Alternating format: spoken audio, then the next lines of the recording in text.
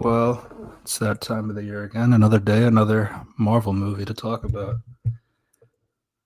Yeah, somehow this Um, movie got like 500 million in like 5 days. it's expected to get a billion very soon. Oh God, help. Does it deserve it? No. Um. Uh. What people think so? We have a bit of a hot take among us. Yeah, yeah. Before we get started, just a quick introduction. This is another Reviews Corp podcast. I'm your host, Fred Develos Reviews, and I'm back here again with my good co-host, Unity Review and Analysis. What's up, Unity? Hi, I'm good. We seen Deadpool and Wolverine together. We're not pleased by it.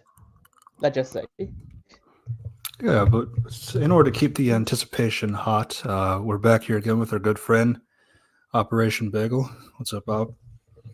Hi. So yeah. Yep. Yeah, so before we get started, just a quick reminder, we do have another channel, another Reviews Core podcast where you can subscribe for more content related to our podcast. We talk a lot about movies and TV shows.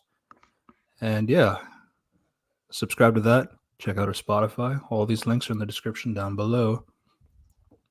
And it's been an interesting weekend, weekend related to Yeah. Marvel. Um, but Unity, you wanted to make a shout out before we get started.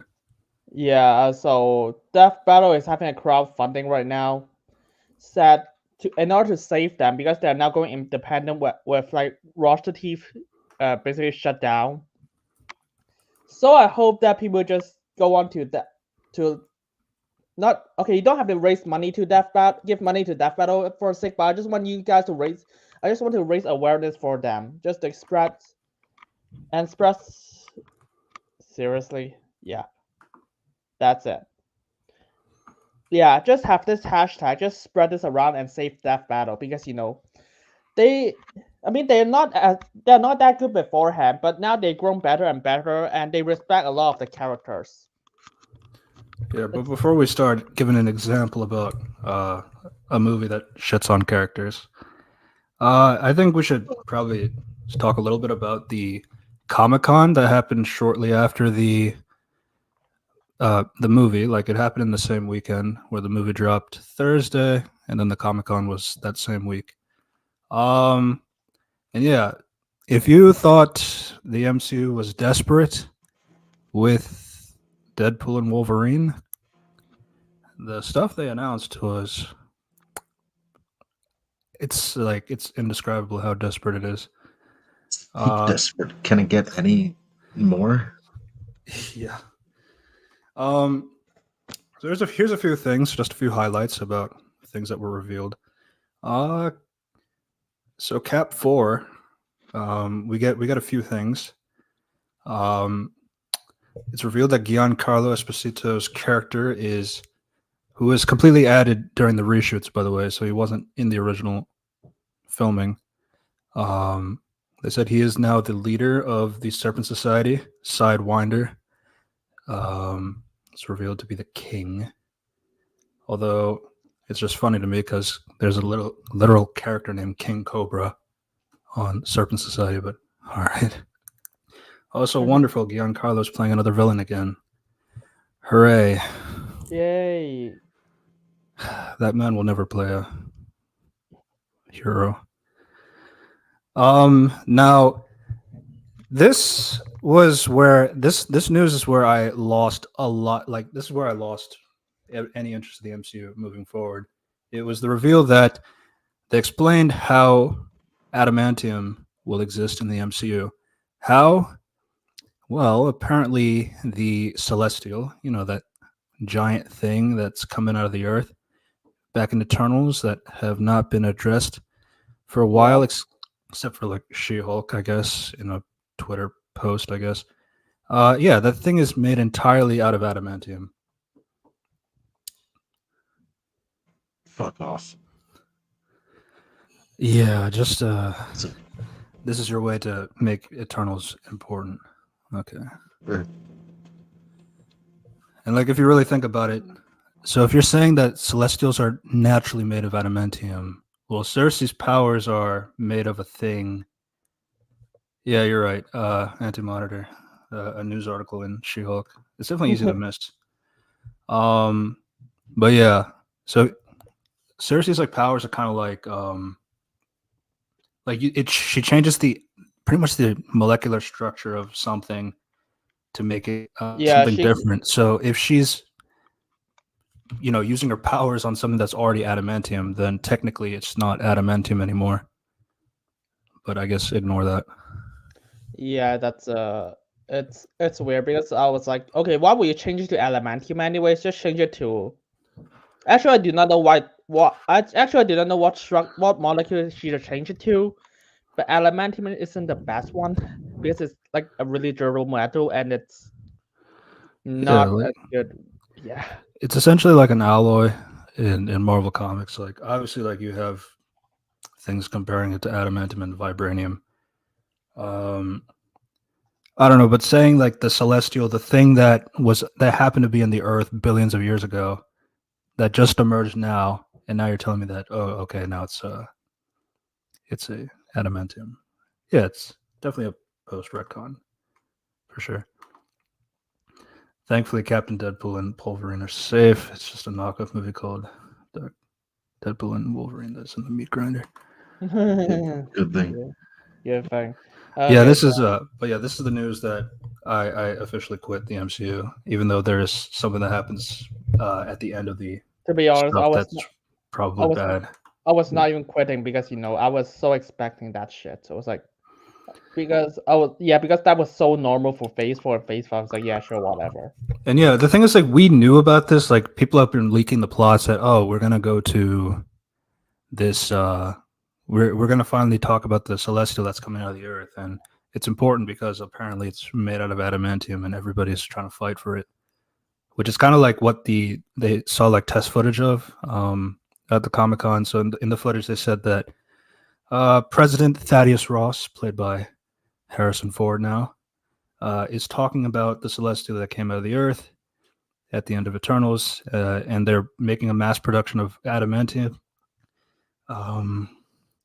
And then it ends with Red Hulk, President Ross turning into Red Hulk in front of the White House during a speech. And the Red Hulk's face looks exactly like Ford, just with yellow eyes and black hair. To be honest, I think everyone knows that. So Yeah. let's just get to the thing people actually talks about. I guess just a little bit. Thunderbolts, the only thing really is just it's a bunch of ragtag people who don't think they work together will need to work together because they've been betrayed. It's a attempt to answer to Suicide Squad that happened 3 years ago. So yeah, that's great. Fantastic Four is a little bit more interesting. The Fantastic Four First Steps. It is definitely taking place in another universe.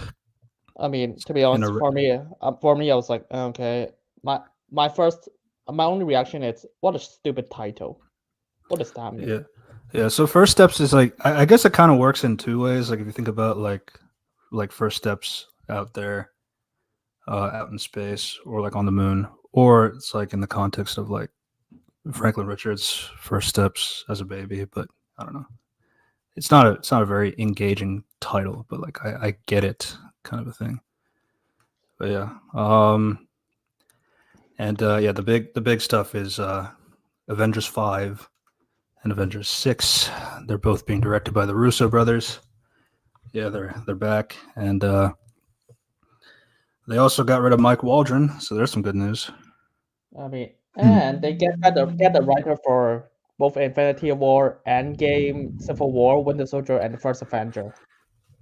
Yeah, so they revealed that the biggest reveal is that Avengers 5, instead of Kang Dynasty, it's going to be Doomsday, and yeah, the big reveal is that. So Joe Russo props it up by saying like we needed the greatest actor in the world to play this role. So in comes a person in a Doom mask, and who else could it be but Robert Downey Jr. And everyone shit themselves. Yay! I'm so happy. Yep, I'm so happy about it. I immediately made a video right after I just saw the news. Yeah, man, it's like the amount of desperation it takes just to use first off to like it's just hilarious to me that like we're gonna recast Thunderbolt Ross just for the Red Hulk collapse, and we cannot do that with Kang, even though he's like the easiest character to do that with variants. But okay, But he's black. You can't yeah, you can't recast black people. The actor is so big that the character has to die with them. yeah. I'm sure Doomsday will open with like a bunch of with Doom just killing all the Kangs, just to make it show. Yeah, we're really done with Kang, guys. Don't worry. Yeah, they said something like Doomsday will conclude the Kang plot. Yeah. I bet money Doomsday is Doomsday whatever. Doctor Doom is gonna kill all Kangs in the multiverse. Somehow, probably.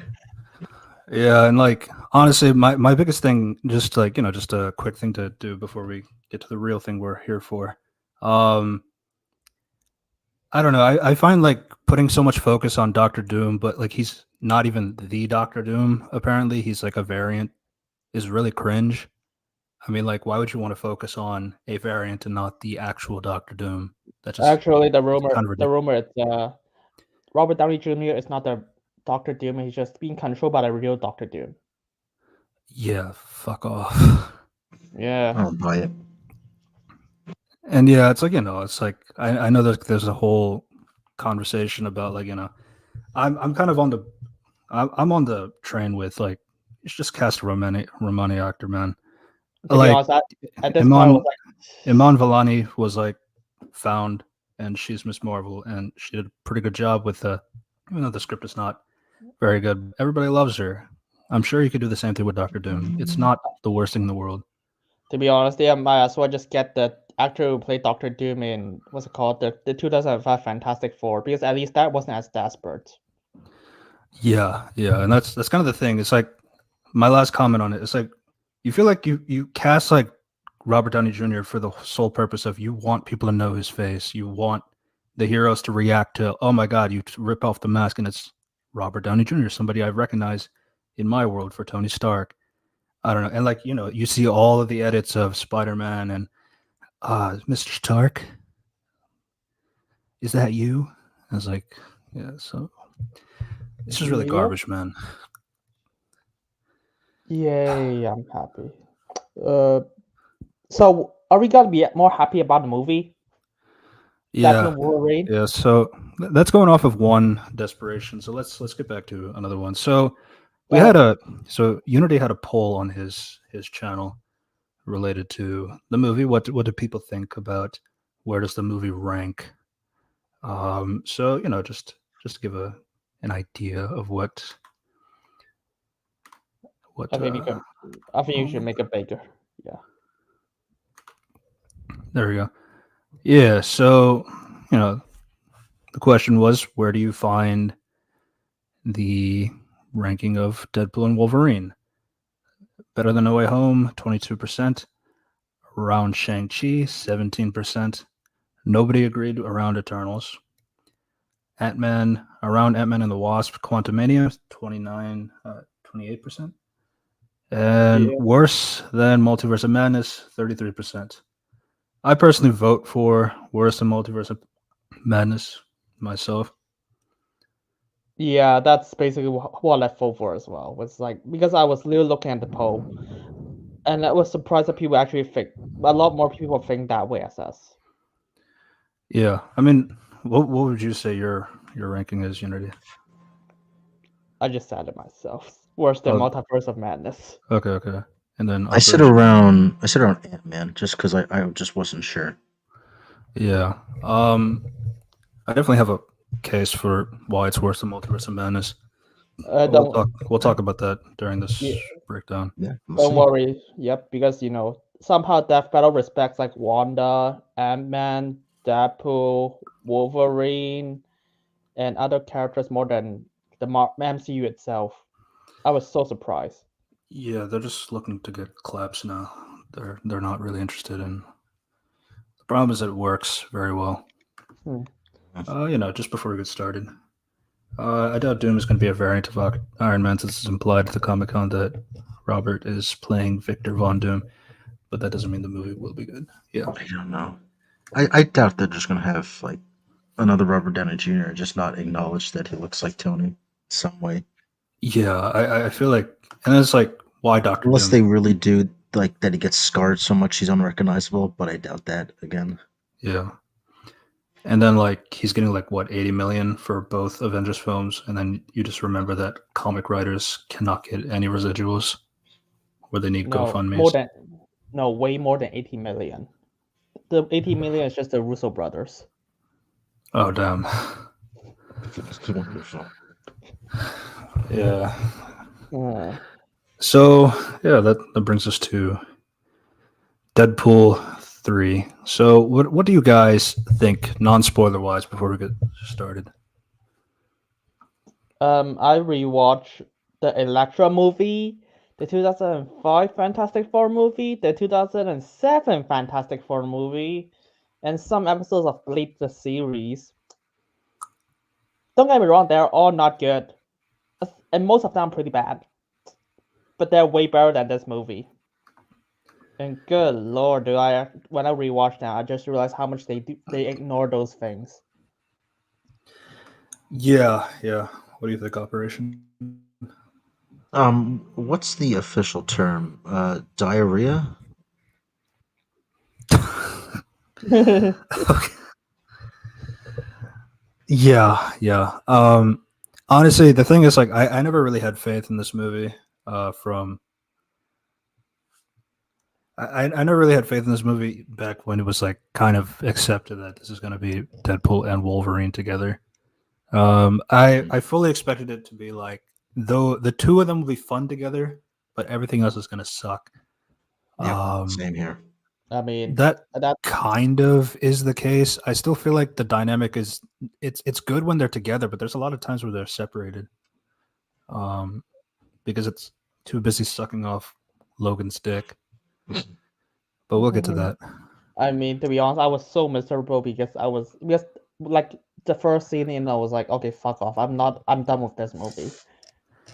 Yeah. And honestly, like, they've been talking about this the entire time. Like, we needed to do like find a way how to treat Logan with respect, so that we don't like do anything with that. So that's even the first line of the movie, or one of the first lines of the movie. So I know you're wondering, how are we going to do this without dishonoring Logan's memory? And I'll tell you now, we're not. Literally, Cue NSYNC. the first sentence. Yeah. Yeah. So basically, he goes to. So this is like in medias res. So it's not the true beginning of the film. It's a scene that happens later. But yeah, basically, Deadpool is back at the grave where Logan's body was put to rest, and he's digging it up. He's saying things like, his world is dying. He needs Wolverine's help, and all he can find is the adamantium skeleton. And then, Oh no! Yeah. If only he had some kind of way to get to Logan, like before he was dead. What a shame. Yeah, what a shame. he had two devices that could do that, Yeah. but one of the devices is gone. To be fair, but we'll get to that. But yeah. And the thing that struck to me like immediately was like, it's just funny that the skeleton has decaying clothes, but there's still like hair connected to the skull. It's like Uncharted. Yeah, that's and this is funny that Deadpool just talks to that Logan, because that's totally in character for Deadpool to do so. Yeah. Imagine in Deadpool 2, he just talks to what's it called? Okay, yeah, Brad Pitt's that corpse after he got electrocuted. Elektra is unwatchable in my opinion. I do agree. I mean, don't get me wrong. I haven't seen it. I've seen it a few times. it is not a good. It's not a good watch. There are a few scenes I was like, yeah, that's kind of good. Most of them are just nonsense, but it's still way better than whatever this is. Yeah. And So speaking of which, yeah, don't get me wrong, because I will bring up Electra when we get to that. yeah, yeah. So the TVA show up. Deadpool is using. So you got your fight scene. So instead of Deadpool using his own weapons that he has, he decides to use Logan's adamantium bones one at a time, like breaking all of his bones just to kill the TVA agents. So yeah, so Logan's literally. What? How So do you break adamantium? yeah, that's a few things. So he breaks Well, I think adamantium he's just breaking like it from the ligaments joints. where they're connected, not the actual bones themselves. But even that, I was like, you expect those joints to be a bit more durable than snapping it down. Maybe, I don't know, because like he holds it up and like the skeleton stays together, but then when he starts like throwing it comes apart. Which is weird because I'm not too sure how like the decay rate on a corpse is. and then it's like and Yeah, then he it's actually very clear that they wanted the coolness of using a skeleton to fight TVA agents. Even though Deadpool has functioning weapons, because the TVA have prune sticks, they don't have any ranged weapons. Even though it won't matter, but yeah, it's just basically one at a time to kill everybody. Yeah, because they all just slowly walk out at him from portals like 20 yards away. Yeah, and again, they have prune sticks at the very least. If you surround them, eventually one of them is gonna. yeah, joints. I Yeah, mean that I will accept that if not the fact that Deadpool actually rip his spine off and his skull. That is that a joint point? Well, yeah, but the like spine connects to the skull. Yeah. Hmm. And then you just realize it's like okay, if he get it's like and then you just realize wait why are you just this casual about ripping off Logan's body? yeah, and then it is adamantium, and all that stuff. So it is a valuable resource in that sense. I get that, but like, I don't know. It's just like it's very clear that all of this is for a coolness factor. I mean And they also said the his blades are adamantium, so oh well. yeah, they reveal his swords are made out of adamantium as well. Yeah. So, one of my non-spoilery discussion about it is just like it's not the opening sequence is not as impressive as the other ones. Like first off, like one of them is like the other intros are kind of like fun with like how made by an asshole, played by the guy who did drugs, something like that. Like like when they're doing the opening credits, like those are kind of fun. Plus, like it's going between like the slow motion shot of like of something, and then the second one has like a Celine Dion song. This one is just kind of, I mean, the dance sequence is good. They're very proud of that, and that's fair. But yeah, I just didn't think this opening sequence was like as interesting as the ones that they had. I mean it's not. I mean Sure. it's also really disrespectful if you just Hello. yeah we just talk about Deadpool Wolverine and because if you remember Logan the last thing like X-23 said it's like you're no longer a gun. It's like, okay, I don't remember the exact quote, but it's like you're no longer used as a weapon, basically. And now this movie is like, yeah, let's just use him as a weapon. Yeah, It's like, yeah. And that I get it. It's like I get it. It's just for the funnies. It's all I can really think about. Remember the Last Jedi when Luke just tossed his lightsaber away? Hey, that was for the funnies. Laugh. Yeah, and then then it gets to a point where like Deadpool like wraps the forearm bones over his arms so that he makes the claws come out of them. Yeah, guess how does he that's- do that? I guess that's how it works. It's like you just snap your bones like that. I was like, oh, you have time to do all of this shit. Yeah, and again, as he says, Wolverining is hard, which would be way easier if he was using the swords. But Oh you god. know, it's for the funnies, so it's okay, I guess. But This yeah, is yep, this is symbolism for the entire movie. yeah, Nothing makes sense. Disrespect everything from the past. It's anything for the funnies. yeah. And then like once the title card drops, everything is in freeze mode, and then Deadpool says, "To be clear, I'm not proud of any of this. The unwanted violence, the whiff of necrophilia. It isn't who I am. It isn't who I want to be. Who do I want to be? Well, to help you understand that, I'm going to take you back, a little joyride through space and time to the day that changed everything." So this is just copying Deadpool 1. Yeah, which is kind of fair. They're both like in Medias Res and openings. Doesn't the second one do that as well? The second one does it as well. Oh shit, yeah, but it's But if they just do it, but at the same time, it's like you actually go back and just understand the context. Now it Right. just, yeah, rough. cool the movie. That's Yeah. basically it. You just skip for the first scene. It's just like the other two movies, and then you just expect it to make sense. It doesn't.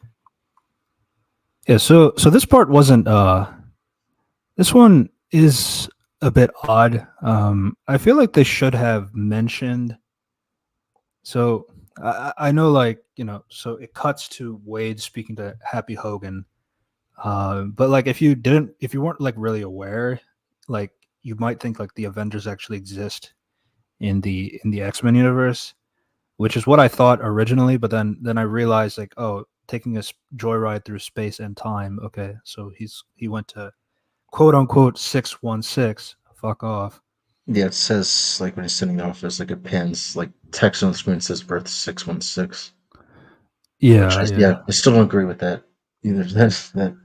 But It's the comic verse, damn it. yeah, just kind of ran with it at this point. It's like, yeah, fuck it. Hey, it's funny. Hey, it's meta. It doesn't have to be good. Yeah, the interview scene definitely dragged way too long. Yeah, we can summarize it. So this takes place in 2018, like right after No Way Home. No Way Home, Homecoming. So it's like after Homecoming, before the snap, before Thanos. Before Thanos and the Infinity War, yeah. So if we're just gonna get this out of the way first. Yeah, so basically, so Deadpool just travels to 616, which we later learned that he used it via the Cable's time Just machine. time travel, nice. What the fuck? I was like, So okay. now this is kind of like the thing. I think it's kind of using based on how, I guess Deadpool did go back in time into the real world to kill Ryan Reynolds from picking up the Green Lantern thing, but that's clearly meant to be a joke. But I guess they took it seriously. And to be honest, you could also expect there's a Ryan Reynolds in the Deadpool universe, and he wants to make a Green Lantern movie. I mean, that's nothing contradicted about it. But if you're gonna say that he suddenly appears in Star Trek, I was like, okay, here's a lot of problems. Yeah. And then, so that's like kind of the first thing is like, can you accept going to quote unquote 616 with this time machine? No. For what? How is it? How is this even possible? Remember, in like Multiverse of Madness, they make it clear there's only one thing in the multiverse that can travel through the multiverse. American Charfest. I mean, except for a TVA, the Watcher, those are clearly higher beings. They made that clear and they break it. Yeah, and there's going to be another MacGuffin that can also travel the multiverse, which we'll get to. So yeah. So basically, At he's least in this the- interview. oh. Sorry. Actually, I'll wait. Sure. Yeah. So basically, he's there in the interview. He's saying he wants to be on the Avengers because he wants to matter. He wants to show that he cares, even though he makes a lot of jokes.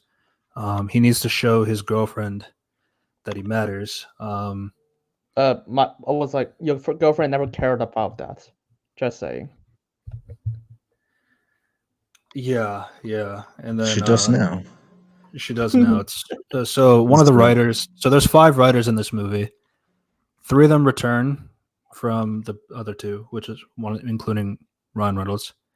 Then you got Sean Levy also as a writer. So that's director. 4th. And then you got a 5th writer, Mr. Zeb Wells. Mhm. And yeah, Zeb Wells only knows how to write women in one way and one way only. So yeah, that'll become a little bit more clear when we get to Vanessa. But yeah, so you know, you have some of your meta jokes like Wade is saying, "Can I talk to the real guy?" Happy says no, and it's like Wade says, "What? Is he not into cameos?" It's like no, he just doesn't do entry level interviews. Very funny. And then it cuts to, as I was saying earlier, the do you remember the Iron Man 2 retcon? The kid in the mask was Peter. Yeah. Yes. That mask is on the desk in front of the picture of Tony and Peter. So I Yeah. guess this is the first in-universe like reference to that. Which is I guess whatever. This doesn't mean Yeah. anything. No. Yeah, it doesn't. The rules change every project. Oh, Yes, yeah. So absolutely. true. I mean, the TVA isn't even anything unlike from the Loki TVA. Just saying. What the fuck is an incursion? Yeah, this movie's got to ignore that. Yeah, absolutely. So yeah, Happy says like on his resume he didn't mention being on a team. So he says, "Yeah, I was on X Force, but his team died." Fuck off. So yeah, and then Except for Wade 2 of them. Wade says like he wants to be an Avenger because they are the best of the best. His girlfriend needs him to go back out there, and his gifts and goods to use his his talents. Otherwise, she will leave him, and he wouldn't blame her. So a few things here: 1, sucking the dick off of MCU. 2, I guess his girlfriend just really cares about being on a team. Fuck. Hey, we gotta bring up Deadpool when Deadpool 2 for how Vanessa is characterized later. And 3, she's gonna leave him if he's not on a team. That's pretty. I don't know, man. Oh. It's pretty petty. I'm not gonna lie. If you have 5 Redditors who barely speak to each other. True. It feels that This way. movie cheats with that Forking. because we don't ever get what really happened. Yeah, I think the Which will movie be, it's which we'll talk about later. Yeah, I because there's I some think- tampering with the memories as well. yeah, to be fair, the movie is written during the writer's strike, so yeah, there's a lot of non-communications. Yeah. So Happy. So I like this exchange in terms of Happy rejecting Wade. I thought it was like okay in that sense, like how the Avengers are a team that people need, not and Wade doesn't seem to be a good fit because he is doing it for himself. And Wade thinks Wade is just reaching too high and maybe he needs to find a place that works better for him because the Avengers is just not the right fit to him. I just like that exchange pretty well. It was like the most serious thing about the conversation. I just don't really like why we're here Yeah, and Or how. Yep. or and, how we got to this point. and Yeah. and also 2018 Avengers is basically after Civil War when the Avengers is split up. Disbanded, yeah. Yeah, so the team it's only Tony and War Machine and The others. yeah, I can't even say Vision. Yeah, Vision. He's right before he left for Wanda. Fuck. Yeah, that's it. And he was like, "Yeah, this is the best team ever." By the way, he was like, "Lol, what you call this What? a team?" Yeah, Vanessa belongs to the streets. Not too much on Vanessa. We'll get to that. Yeah, and by the way, if he has a device, okay, here's my thing. If he has a device that can travel across the multiverse and time and space, and he got rejected by one universe, what do you think he should be doing? What you see, we can't have him go to another Avengers, otherwise that's not the real Avengers that we care about. Oh, right. Right. Yeah. There's only one Avengers in the multiverse that matter. Yeah, fuck the other what if Avengers then. Yeah. So it cuts back to 6 years later on Earth 10,005, where Wade is now a sales consultant for pre-owned cars with Peter. I just learned that his name, he's Peter Wisdom, which is like something I didn't know because he's really nothing like Peter Wisdom in the comics. Like Peter Wisdom is like a MI6, like James Bond kind of character. So To be fair, I like Peter in Deadpool 2, so I was like, yeah, yeah, whatever. I don't know. I just would have called him Hydra Bob. That's like actually his best friend, but I guess they couldn't call him Hydra Bob back in the day. Yeah. There's that. But yeah, basically, so he's selling a car. He was talking about like how, you know, the Odyssey doesn't really fucking do anything good, and here's my thing. I was in like, front of the kids, yeah. And he swears, if you remember, like Deadpool 1. Okay, I'm not gonna mention Deadpool 2 because technically Deadpool 2 that's a mutant. So the Fire Fist guy. So in Deadpool 1, when he met Taylor Hickson, you know, the kid who is being stalked. Mm-hmm. He's not like, oh fuck you, like yeah, you're suck. No, he's actually really chill about it. It's like, yeah, here is it. I'll help you deal with it. Thank you, Wade. But yeah, I'm not. And then she said, "You're my hero." It's like, yeah, I'm no one's hero. So it's actually a really casual conversation instead of this kind of wow, fucker joked about it. Lol. Yeah, but he says his reasoning why he doesn't know how to not swear because he doesn't get that much sex. So, so that if you have you seen Deadpool 1? That's before he met Vanessa. But sure. I guess he hasn't had sex with Vanessa for 6 years. Fuck. Well, okay. I don't know what. Again, Zeb Wells only knows how to write women in one way. Remember Deadpool 2 that they're supposed to make a baby? That's the ending. That's great. Yeah, that they don't have a kid.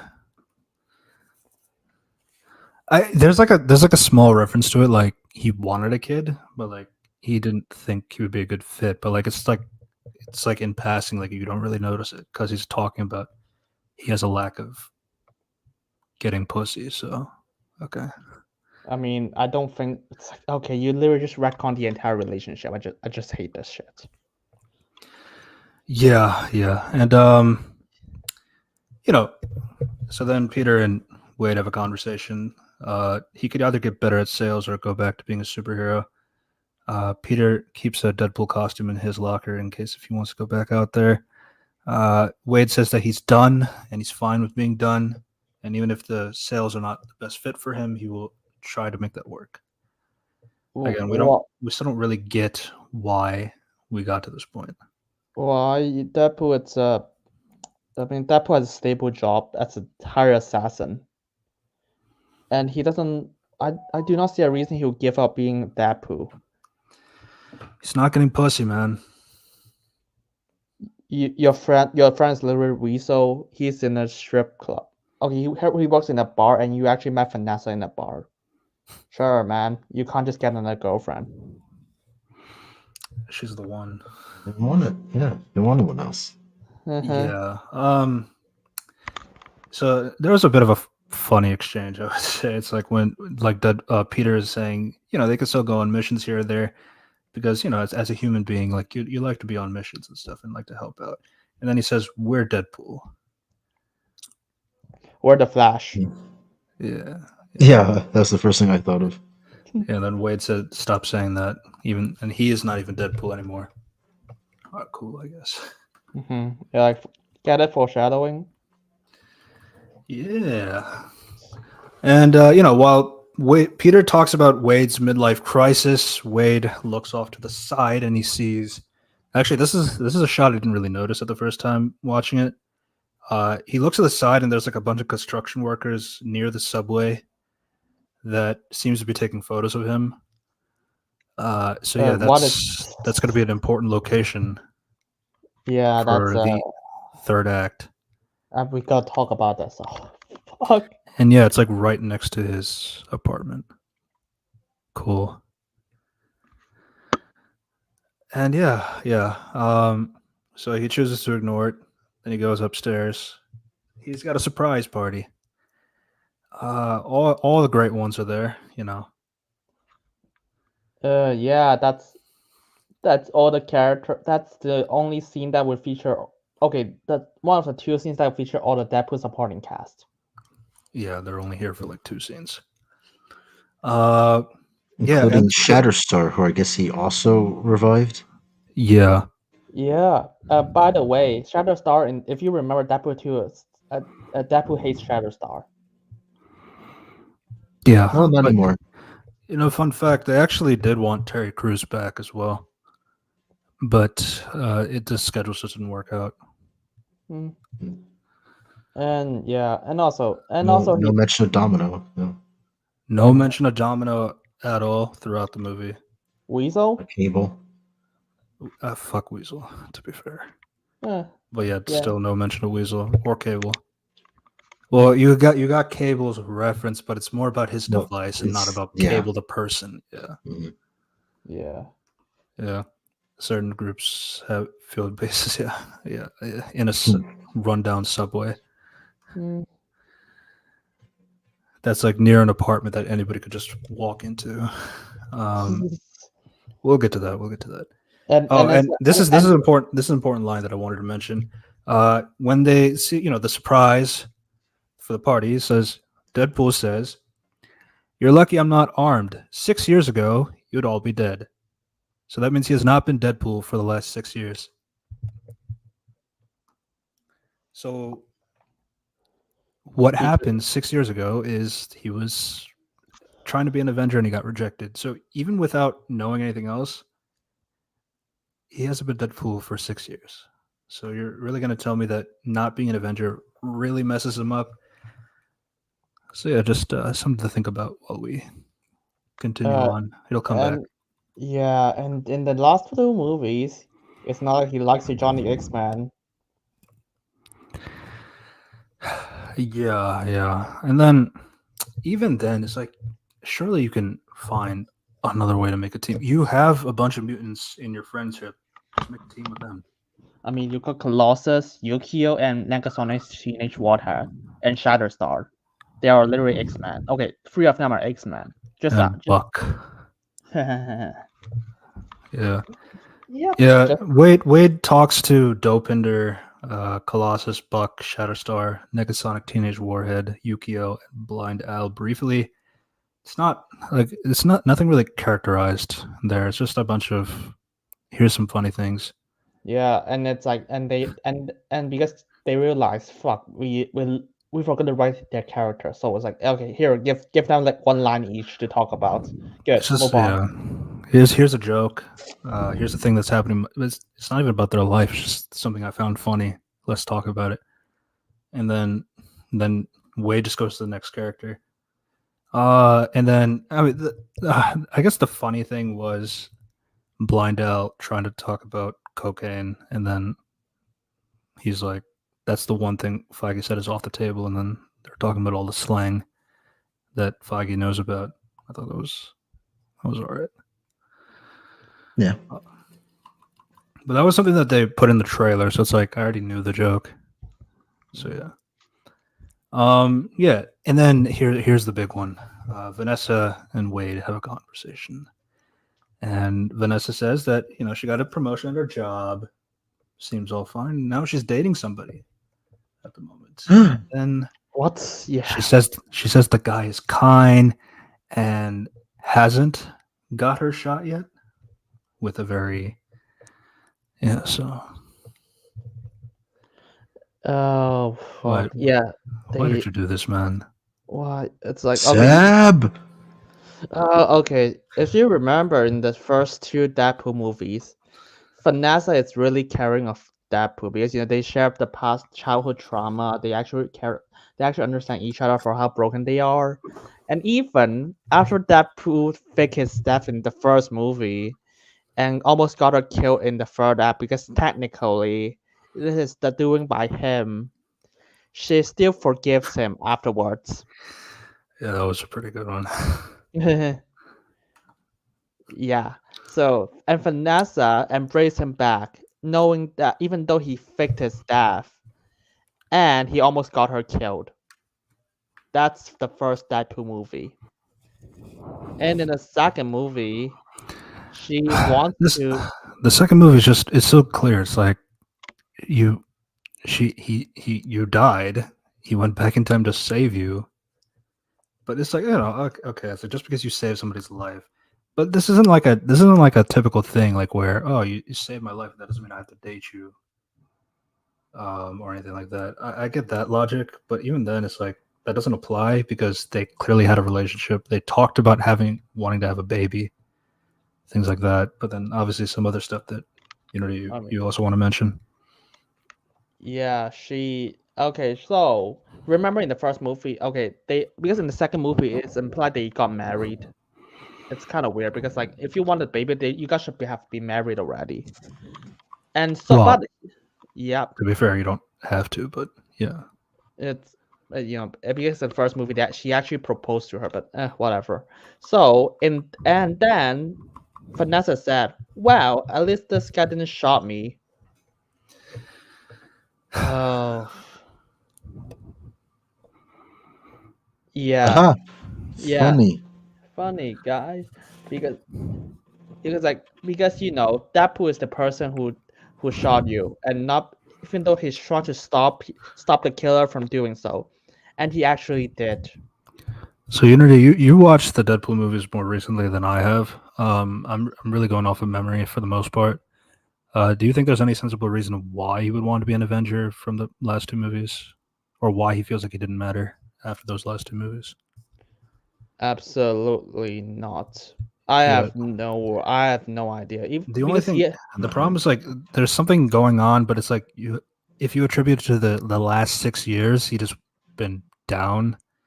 It's like yeah, okay, but that's like 6 years of not knowing what's happened, I mean what remember happens, and then it doesn't make any sense. in Deadpool 2 he is actually just a X-Men trainee, but that's required because he in order for him to be on the field, he has to wear this, and he actually gave up on that just to save a kid. So he Yeah, doesn't, and now afterwards he just make a team because he needs them to fight that to save the kid Fire Fist. I mean, sure, I can see that he might need a team, but he is not that caring when it comes to wanting to be in a team. At least a team that he doesn't make. So even though he will get rejected, which he should be fine and should be able to make his own team because that's what happened in Deadpool 2. Yeah, in both one and two, he like um is rejects the right word when he's like when he just acknowledged he's not I'm not like other heroes, like that. yeah. So Yeah, it's like I mean it is So out of the nowhere for him only to be thing, like, I want to be an so Avenger. here's the problem. Like, I feel like the weight of this rejection is bad because of the status of the MCU. Like, and the problem that's kind of the problem with going into meta knowledge. It's like, okay, so it's like I guess you feel really bad because you're not on the team that matters, the Avengers, because to Yeah, that's the whole thing. most It's just casual the meta. audiences, the only universe that really matters for most people when it comes to Marvel is the MCU. So if you were rejected from that sort of meta knowledge is kind of like what's kind of like I guess that's where the severity comes from. It's like when you compare it to the teams that he tried to be the second film, but he just didn't make it. I don't know. I don't know if that's the reason, but the problem is like when you rely so much on that meta knowledge of okay, the MCU is the one that people care about and nobody cares about being on a team in the Fox verse. Then it's like, okay, but I still don't really get it. Yeah, and And that's if kind you of a problem for the rest of the movie too, because like it tries to use a lot of meta knowledge, metaphors. It's In terms of its, metaphorical.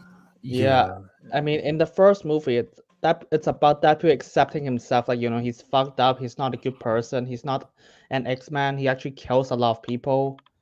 It's like, so it's the first. Yeah, it's like he's first movie is trying to understand what, like, how it, like, how does he matter to someone, and what does it mean by being matter to.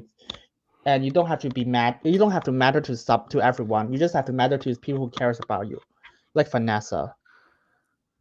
yeah. And the thing is, like, that's kind of how this movie ends as well. It doesn't matter if you're Marvel Jesus, as long as you're a hero to your friends. That's enough. Cool. That's like kind You of the did same arc. you did that in the first movie. You don't get to redo it again. Yeah, but it's an MCU movie, so it It's matters all, more. it's all for the meta stuff. Actual Yeah, characterization be damned. and the second movie, because this is against Deadpool being Deadpool. It's about giving his life for the greater good instead of selfish reasons. Because he does he at the entire movie he's just want depressed, he just want to die, but at the end he chose to give up his life to save Fire Fist, not yeah, to save Fire Fist, and that leads to Cable just go back to time and just save Deadpool. And a lot, and then the thing people keep referencing Deadpool to happen, time travel shit. So if you want me to believe Deadpool is gonna give up being Deadpool, the second movie is gonna contradict that already. Yeah, yeah. That's the only thing I could really say is like I think they feel like being rejected by the team that everybody cares about, the Avengers, is like going to be the big thing as to like that's why he's like really sad. But like I still don't really buy that. No, I completely do not buy that because it goes against the two arcs you Yeah. go through for the two movies. And that's kind of the problem when you rely so much on the meta knowledge on that. Because I'm pretty sure Deadpool. The thing is, like, the first two films like do have like bad examples of like the fourth wall break, but I feel like it's more apparent here because this is an MCU movie. So it's like you can kind of feel like whenever Deadpool is like sucking up to the MCU, it's essentially sucking its own dick. But yeah. Yep, that's basically it. Yeah, so so yeah, I really don't understand what was the reason. Yeah, they At just least at least he didn't get me shot. yeah. Isn't that funny?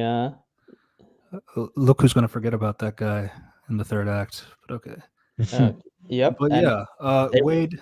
Yeah, they just ruined Vanessa and Deadpool in just one scene. I love my life. Actually, they ruined Deadpool way before the scene, but Vanessa they did it in one scene. Wow. it's like, dude, it's like Zeb. Can you do something different? Like, it's very clear that this is his writing. I don't need to look at any other writer to know that. In the out of the five names, But of course, someone in the director actually directed. Of course, Sean Levy and Ryan Reynolds also approved this. So it's like, yeah, sure? that too. So, yeah, Come no on, one. guys, please, please. This is the only thing I'm good at. I'm only good at ruining female characters, guys. Please, just let me do this. Okay, fine, Oh, fine, just fine. We'll do So, it. okay, sure. You're fired. I was imagining more like we need to break up Wade and Vanessa. Who do we get? I know just the guy. I mean, the second movie did that. I'm But sure yeah, his name was Paul too. Yeah, her new boyfriend. His name was Gary. Should just went all the way, or Jerry. Yeah, It should just went all the way. Named her. it's Named not her even. Paul. I rewatched the movie. It's not the name's not mentioned in the movie. It just says that some guy. He's part German. Oh, huh. yeah, That's how unimportant he is. yeah. They just fuck. They just go redo the first movie. Yeah. So Wade has his birthday speech. He's saying how even though he hasn't seen most of these friends for a while, A few years. at least a few years, My he's still question the is, luckiest man alive to have these friends despite these hardships. why the fuck did you not see them? So Zeb Wells really made it. Deadpool life's miserable. So like what he did to Spider-Man. Yep. Yes. Not That's exactly, but like Well, it's but yeah. It's a You get very it. Most likely. similar It's idea. very similar. Yeah, it's but Paul all over again. yeah, a few years. What did Dopinder's literally your taxi guy? Why do you not see him for a few years? Or your X-Men friends, Colossus, who actually save you after you blow yourself to bits.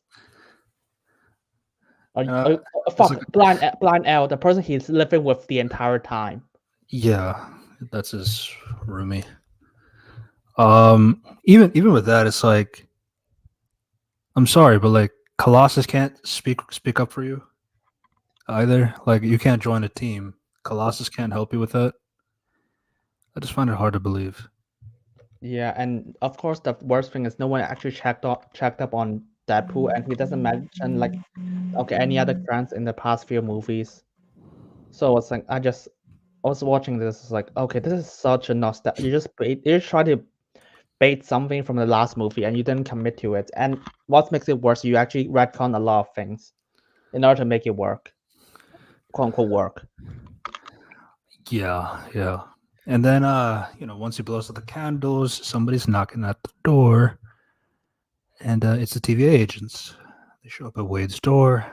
There is this very long banter about pegging. And so this is kind of my thing that I find really annoying about some of these Deadpool movies is that some of the jokes is just gay. That's it. That's the joke. I mean, to be honest, most of the joke is there someone's phone? Sorry. Okay. Sorry. It's yeah, so it's fine. So yeah, I rewatched the two movies. It's like, wait, it's not the one who's making the joke. It's Deadpool is making the jokes. Wade is a serious guy who just like, I mean, he cracks some jokes, but at the same time, when it comes to these dangers, he stops cracking it. Like for example, when he's facing Ed Skrein in the first movie. I mean, yeah, he cracks a few in the beginning, but when shit goes down, he just like, yeah, well, let me out. I'll beat the fuck out of you. Something like this. Yeah, but pegging is funny. Yeah, he just like, I gave up being Deadpool for 6 years. Some people are gonna arrest me. I was like, yeah, you didn't sense the danger for some reason. And then even with this, it's like he knows like things about the MCU, like a particular character showed up in Loki season 1, episode 5. Okay, you know about Loki, so you should know about the TVA agents in that sense. Yeah, And that's kind of the problem with like meta characters in general. It's like when you put so much like meta knowledge into it, then you have to start questioning, okay, what do you not know? Or how do you not know this because of your meta knowledge? So it's like it's always something that you kind of have to answer, or you have to be a little bit careful about how much goes into it without being too much in that sense. How did he find about Earth 616 for the Avengers? He watched Multiverse of Madness. Ah, I'm sorry. I'm sorry for him. He's an MCU fanboy. Don't remember he actually references the MCU many times in the first two movies. Yeah, that what that's right. Yeah. I still find it ridiculous, but yeah. So they rip his. So somebody opens the time door behind Wade, and then he's sent to the TVA. So there's this weird thing. They ripped his. They show the shot where they rip the wig off and it's on the ground and they focus on it. It makes you think like, oh, maybe one of his friends is going to notice it and then try to look for Wade because he seemed to have disappeared. But no, that doesn't happen at all. So I wonder why they bothered to show the wig shot the entire time. And then another thing too, it's like the TVA used to reset time to clean up crime scenes. That's not done either. Yeah, that's true. So yeah. Remember? Okay. I can only imagine how quickly Deadpool would have gotten Vanessa in Deadpool 1 if he opened with, "I'm an expert at not getting you shot. Kiss me now." Yep. So yeah, but he got kidnapped by TVA. Nice. Pretty easily, I might add. Yeah, it's like you're Deadpool. What the fuck? And they I guess, and the TVA forgot what they did here later, for the fight in the snow. Yeah. So yeah, he's in the TVA interrogation room, but he's not a prisoner, so I guess he doesn't go through that long process of prisoner thing that Loki had to go through in episode Yeah, one. the mock trial where it's like Yeah. you're guilty. Yeah. So here's the thing.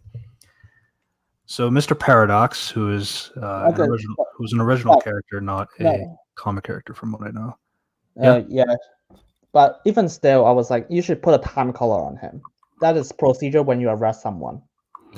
So here's the thing. He says he's not under arrest. I think it's like a weird thing to do, though. It's like if you have this visualization of like him knocked out in an interrogation table, it's not really encouraging to let me know that if he's a prisoner or not. I guess that's kind of the point, because one of the things they talk about is, so here's a few things. Mr. Paradox tells Wade that we're in the TVA, they're the watchdog organizations, and how they're in charge of defending the secret timeline. So, Deadpool has a joke saying, like, this is a lot of exposition for a threequel.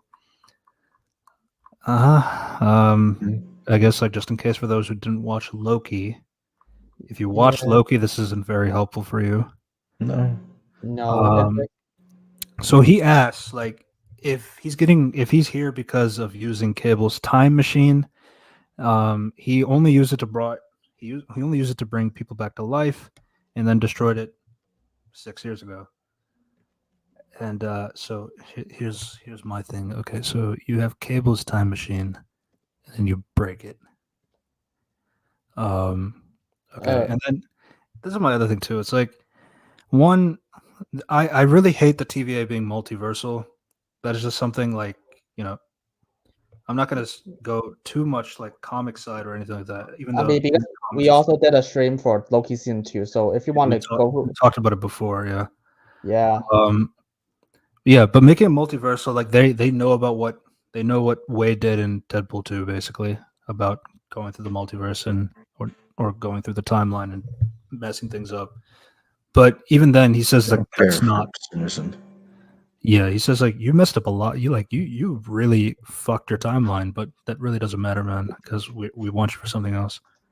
So cool. I guess it's like Endgame. Then Deadpool gets to do his time shenanigans just fine because reminded me of I'm not here about what happened in Westview. Yeah, the Sacred Jedi text. Yeah. Yeah, we talked about this earlier.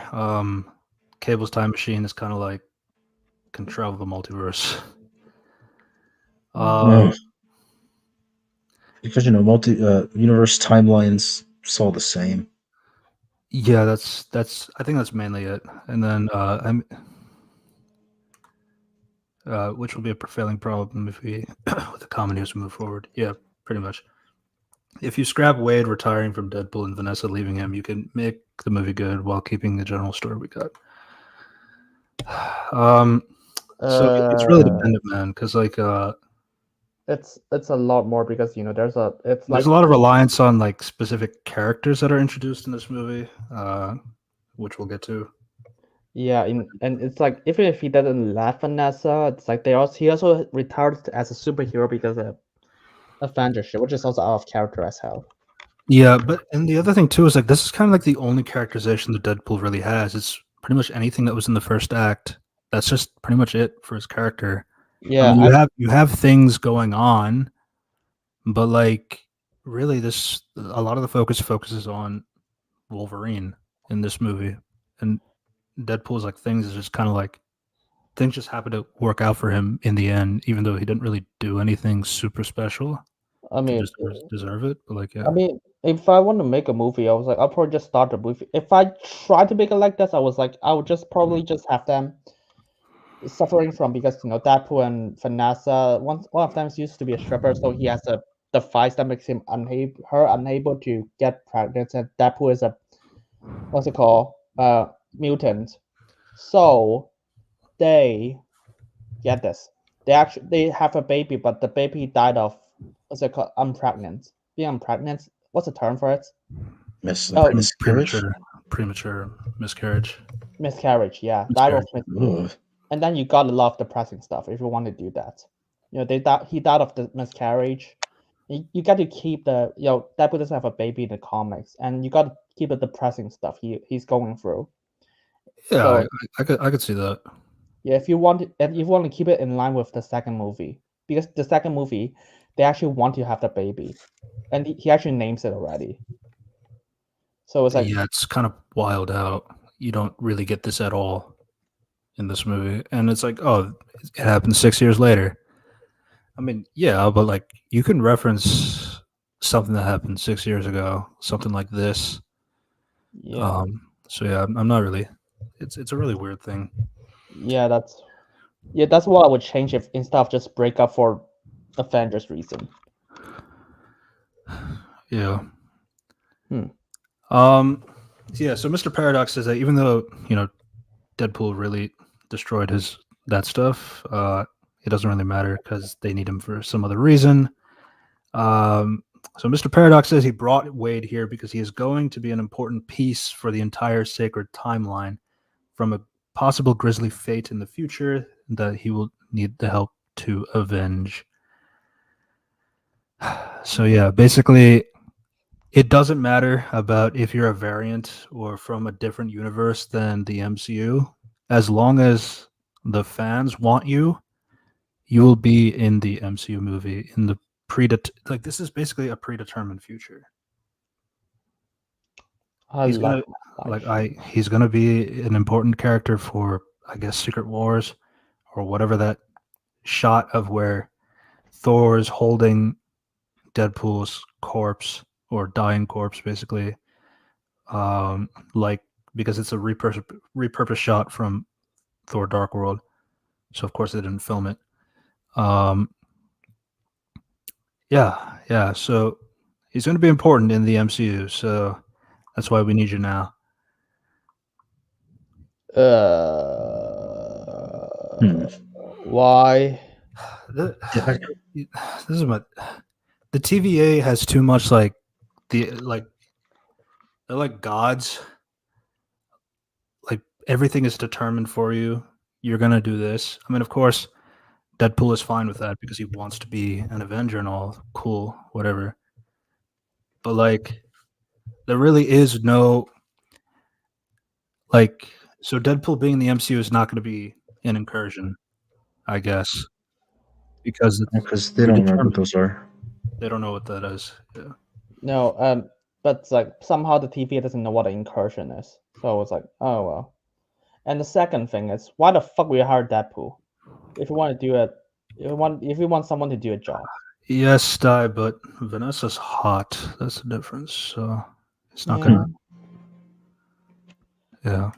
yeah. It's like Uh, we but just yeah.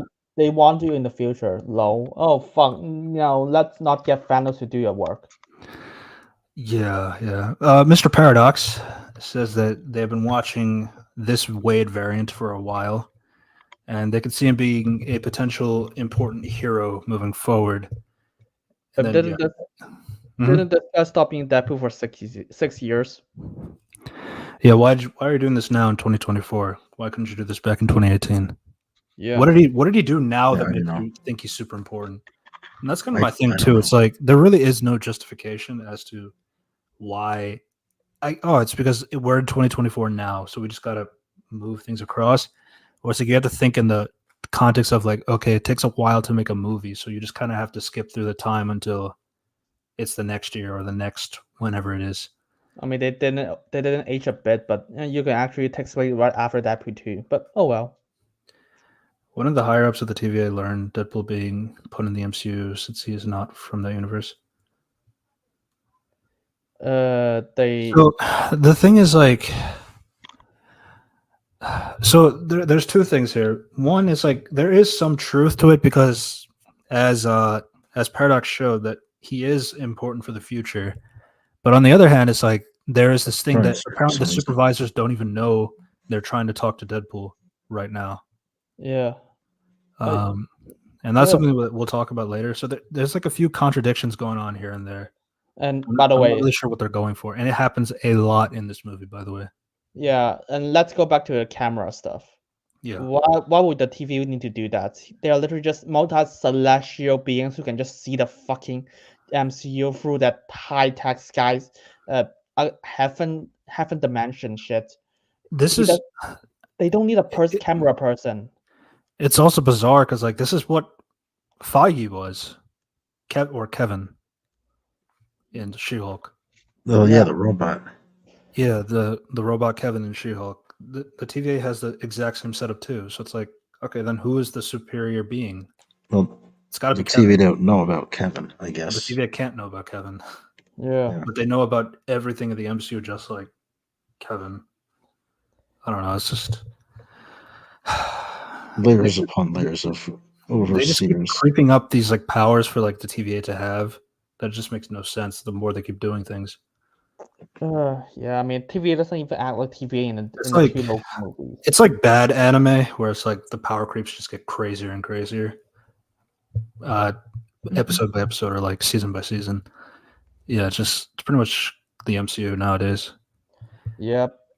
And it's asking them to act like previous stuff. It's like asking them to die. Yeah, Okay. the Final Fantasy VII remake. We never played the game, so I'm not gonna comment on that.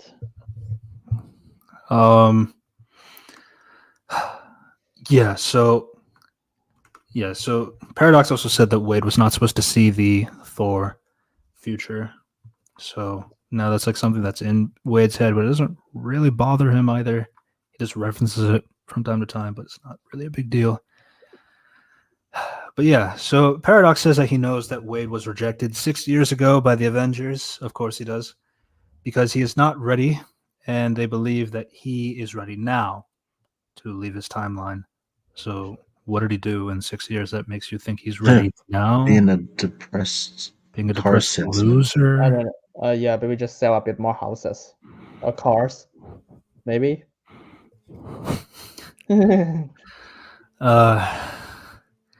Yeah, so then here it's like, so Paradox is like, you know,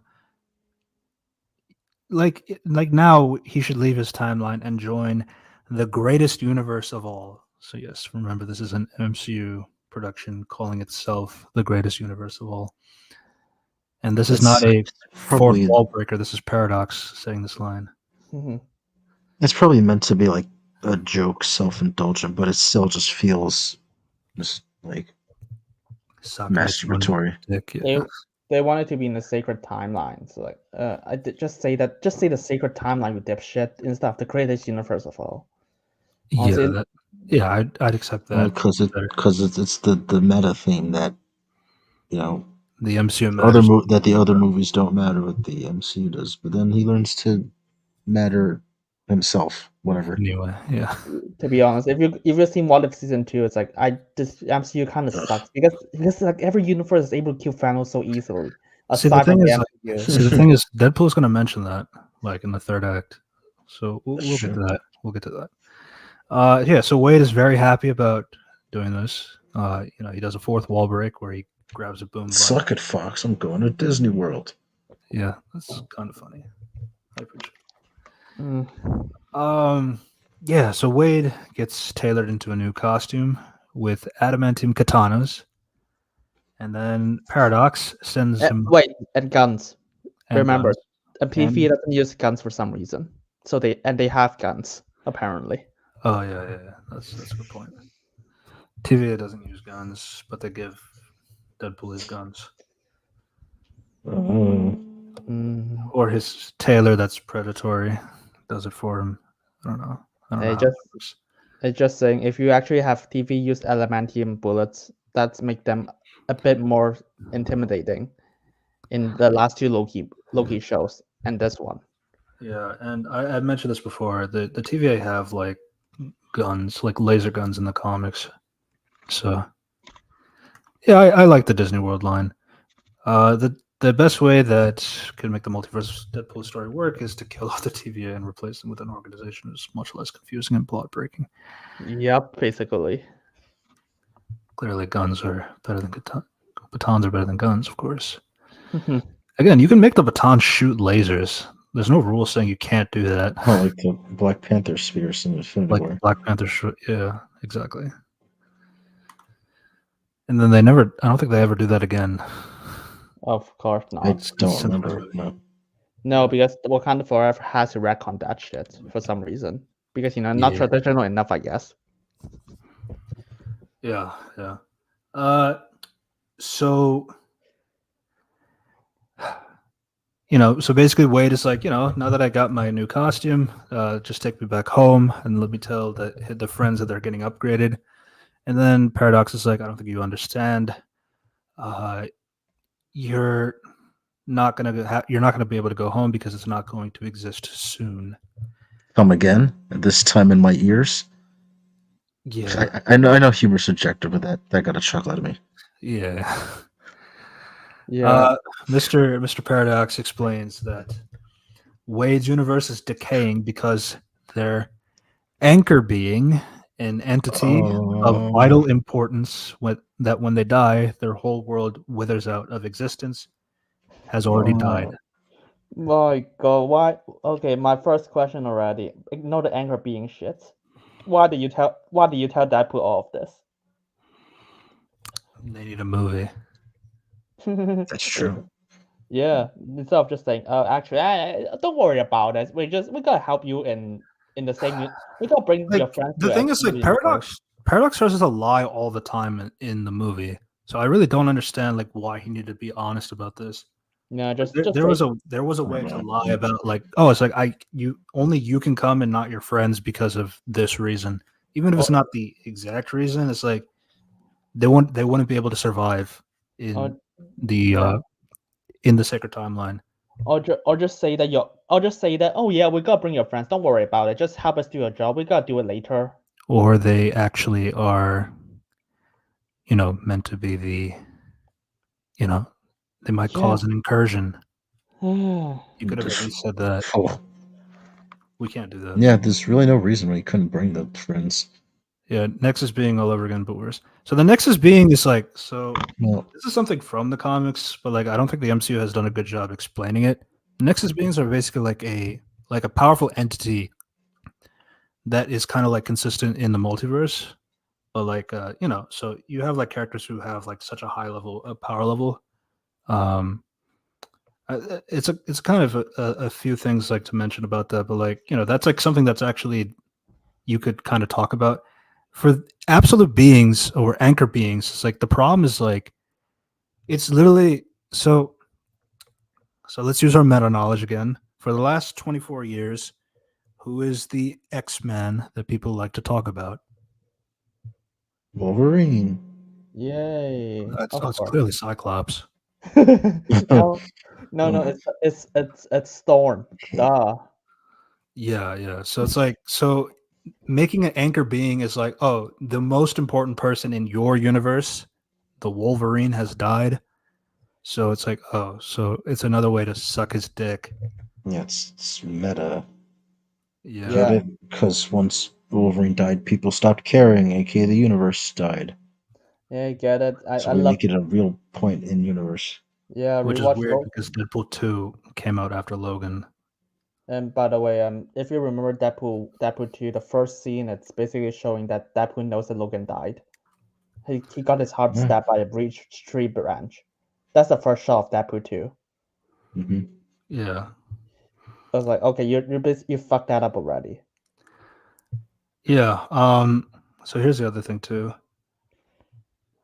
So obviously they do a dramatic reveal about Logan is the one that was their anchor being in the universe. You see everybody emotional. You see Paradox quoting Logan's last words. So yeah, it's a lot of meat riding. Yeah, I I get guess it. I Deadpool's get it. It's a world. great film, man. But like, I don't know, man. Yeah, I guess What? Deadpool's universe started when Logan was born. Yeah, anchor beings, man. It's like I'm sure they will That's remember the that's that's remember. that's the thing that really doesn't make sense. It's like, so what about this time before the character was born? That's the thing, man. It's like when you start to make one person in this universe is super important, you really lose all credibility in everything. It's like, are you like obviously they can't. They're not going to do this with the MCU. They're not going to say, "Oh, this is the anchor being of the MCU. Now the characters died. We're waiting for 2,000 years until the universe withers away."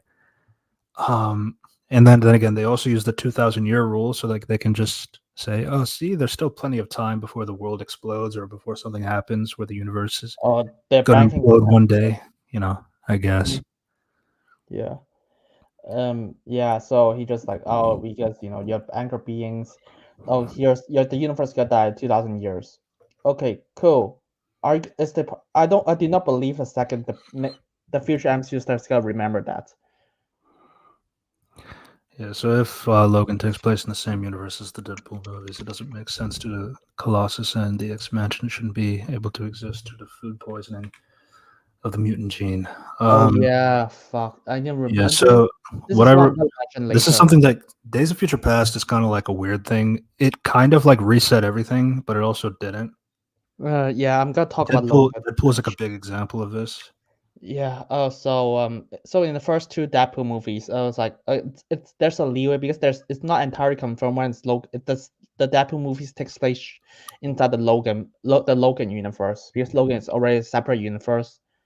So timeline, as the Fox call it. So it's like there's a bit of leeway, and this movie just like actually Logan takes place in the universe. Fuck. Because in the last 25 years, they say there's no mutants being produced because they poison the water, and the government are actively hunting mutants. Well, not actively, but like there's a lot of hunting going on. 2029 as well, when Logan takes place. Yeah. 5 years, but 5 years after the Deadpool this movie, And and you're Deadpool seems to be taking place in 2024. yeah. Yeah, Deadpool 2 was 2018. And remember the cameo from the other X-Men, and it was the younger ones? Yeah, that's the thing. And the younger ones are. Yeah, that's the thing. Days of Future Past, they kind of like go back and forth on where and when it is, even though they say in the prequel films that this is the 60s, this is the 70s, this is the 80s, this is the 90s. and And and they also, never age in those either. to be fair, in Deadpool 2, they have a joke of they show like James McAvoy as Charles, Yeah.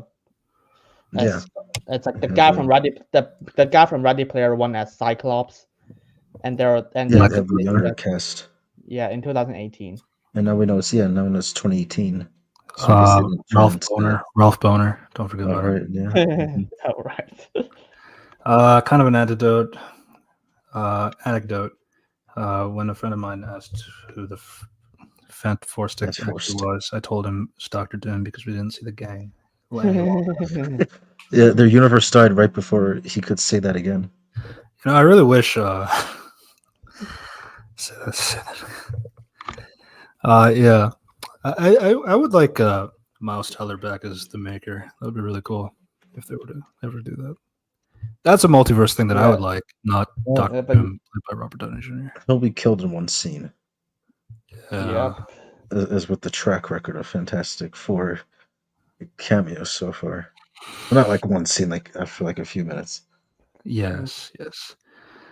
Yeah. So, Mr. Paradox says that most universe dies off like after a couple thousand years after their anchor has died. So Wade is like okay with that, which is like, I guess it's kind of fair. 2,000 years later, my friends will die eventually, and then it won't really matter. But then Paradox is like, but I want to speed this up. And then that's why Wade is like not happy with this, which is fair. I mean, to be honest, so this even is that I was like, okay, do you want to save Logan's life, even if that's the case? He's gonna die 5 years later. So the thing is, like, he says that he's already dead because they're using the footage of Logan. Again, like, so that's kind of my thing about the TVA's like meta cameras that they could pretty much see the movies like we do as an audience. Yeah, it's so weird At because least like Feige is like outside of time and space, but like in the real world. Like, even though I don't like that either. it's But, like, horrible. yeah, but I mean, at least like there's like some semblance of like, okay, so this is taking place outside in our world. So at least like there could be some conversation. But like the TVA is in the MCU. You just can't avoid. You can't just make them on the level of Kevin. That's No, impossible.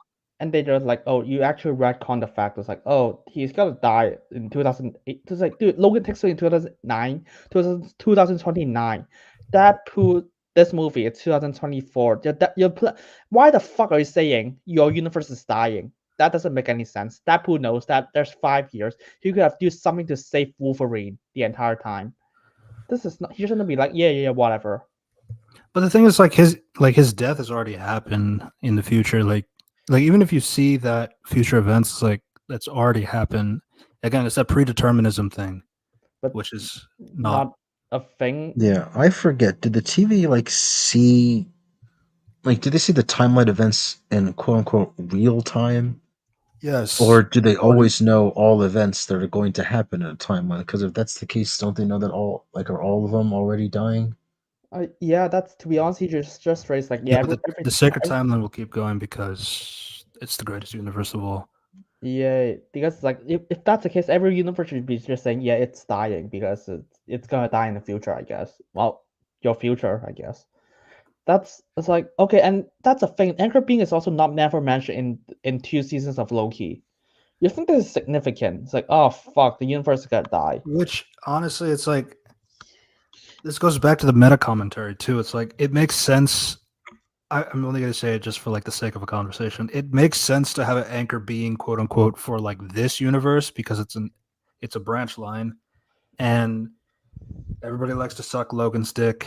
This movie also sucks his dick, so it's like okay. I mean, I see this, but like even then, it's like one. I don't like you confirming that in canon that no characters matter except for Logan, even in your own movie. Like that's like really, I don't know. That's just disrespectful to everything related to your franchise. And that's just disrespectful to like a lot of the characters that you have in the movie that people could like, but it's your fault as the Fox company for focusing so much on Logan. So I'm not going to accept like you accepting that, yeah, Logan was just our anchor being for this universe. Fuck off. And then two, with these examples, like I mean, with Logan's example, he is from the sacred timeline, so I guess they're trying not to indicate who is the anchor being of the MCU, because otherwise that kind of makes a lot of problems. Obviously, people are theorizing who it is. People are saying it's going to be Tom Holland's Spider-Man. No, because even though it's clear that they never cared, it's like there's no rules to just say who is the anchor being. It could be just Bob the Builder, for all we know. It could be a housefly. Yeah, it's like this. It's just no everyone's coming up with theories, but it's just like yeah, it's not. It's gonna be wasteful if you're asking me. Who knows if they'll even do this plot point again? Yeah, and it's like It's probably just for the meta. I mean, people don't even remember there's a thing called absolute point. Yeah, which is I also mean, stupid. which show they're called canon events now. oh no, that's absolute points in What Ifs episode Yeah. 4. And then canon events is in Across the Spider-Verse. Yeah. But yeah, so the reason why Paradox wants the universe to die faster rather than waiting for 2,000 years is because Paradox is tasked to watch over Wade's universe, but he doesn't want to waste his life watching a universe die slowly of natural causes. They used to prune the dying universes in one swoop as it was efficient, but the TVA changed this policy once B-15 got in a position of power, and that allows the branch timelines to live on until their end. Wait. Well, what the fuck would B-15 change that policy? I actually like this change, to be honest, because like honestly, the thing about the branching timelines is like you still have like I mean, it's all on like ethics. Like, do you want to like let a timeline just die off? Especially since like Loki is now the god of stories. I can at least. Yeah, what does Sri Loki have to say about timelines dying? That's the thing as well. It's like, which again, I don't like it. It's just like I understand this change. It's like, I guess it's fair to let a timeline go through its course, like go through its life, rather than just pruning it off because we deem it necessary to do that. And I can also, this is something that I talked about in season 2 breakdown. Like I could see this, like after the brainwash is gone, some characters do not want to prune a timeline. Some people like the old ways and they want to go back to the old ways, even though they were brainwashed. So was like, yeah, I could see this like having this disdain of preferring the old methods, even though the brainwash has ended. Like I could see this being a possibility, and then I could see like Paradox wanting to accelerate a death because they can't prune timelines anymore. I mean, and they were because you noted that. Do you remember why the Paradox doesn't want to because doesn't want to prune timelines? Well, he doesn't want to wait for Doesn't 2,000 wanna- years. What the fuck? That's the reason. Is I'm tired of waiting to do my job. Yeah, Jaxpo, we did a review on that in 2023. I put it as my overrated movie of the year. Yeah, we did not like that movie. So fuck. Mm-mm. To be I fair, know Beyond is going to have a lot to work with, and I know it's Remember like, when that movie was already supposed to be out? yeah, and by the way, if you remember Spider-Verse, that's like it's like 2019 Spider-Man. It's like watching over the multiverse as well. So it's like he just did nothing for when Universe destroyed. yeah, it gets really difficult. There's too many multiverse things. Yeah. Yeah. So it's like B-50 was like, yeah, let's change policy. It was like, oh fuck, how do you get that rank again? You get to that rank again. They just like, yeah, she just did. I mean, they had this in the end of season 2, where she is like in a position of power now. Wants to make things different now that the TVA can be a little bit better, especially after Mobius retires. Again, it's like these are the kind of things. Like, okay, I could see this being an idea. I don't like how they've handled the TVA at all, by the way, but like I could see this like having some. I could see this being a direction that you could take with like management, how you would want to deal with this, how you can possibly improve things. But like I think it's weird because you're going from season 2 of Loki to Deadpool 3, things that don't correlate at all, except for the TVA just exist in both of them. And Yeah, then it's like I and feel like you it's like lore building that could be interesting to talk about, but like you just can't do it in this movie because they don't have time for it. and they have to introduce anchor beings for this shit. It was like, oh, how do universe die? It was like, oh, your person died, so it died like this. Fuck off. That's never a thing. Yeah. And you think that in like the first 2 seasons, anchor beings should be mentioned. It was like, oh, there's a thing called anchor beings, actually, blah blah blah, and they can speed it up if you just kill people from across the multiverse. So in season 1, I would say no because they used to just prune all these branch lines anyway. So there's supposed to only be one secret timeline and no branches. So I could see not mentioning an anchor being because anchor beings only apply to branching timelines. Season 2, though, they allow the branches to exist. So there should be some anchor beings going out of there, but guess not. Yeah, no, it's like, and season 2 of Loki, you just keep questioning, like, well, how the fuck do you get anchor beings here? Just like, how do you have the like web of lies, whatever that shit is, and then across the Spider-Verse? It's a lot of questions that never get answered. Yeah, so Paradox wants to embrace being the mercy killer as he does not believe there's any reason to babysit branching timelines that are dying. So he creates a time ripper to destroy Wade's universe faster. This is a universe that has time bombs, by the way, but that achieve the exact same thing and much efficiently, but I mean, they're also they're either destroyed or confiscating, or we don't know. And do you remember season 2, episode 2? They literally have a device that can destroy like 40% of the universe, the multiverse. That was the bombs, yeah. Yeah, they can upgrade the bombs instead of just this thing. And it's like, and the other thing is, how can you do this without your higher ups noticing that? They literally see everything. Yeah, but they can't see itself. That's Fuck. the thing that this film kind of confirms. Isn't that lovely? Maybe don't have humans in charge, but that's a different conversation. Yeah. Yeah. So, and it's like, and by the way, it's like, do you know what this Paradox do? Is basically just trying to get fired. Imagine you're a manager of the not manager of the one of the managers of this big company, and you're like, oh fuck, I want to do this against my company's will. You see, my company wants to make money. I want to burn money, so I'm gonna burn the money faster, and that's how I will get a promotion because I burn the money faster. Yeah.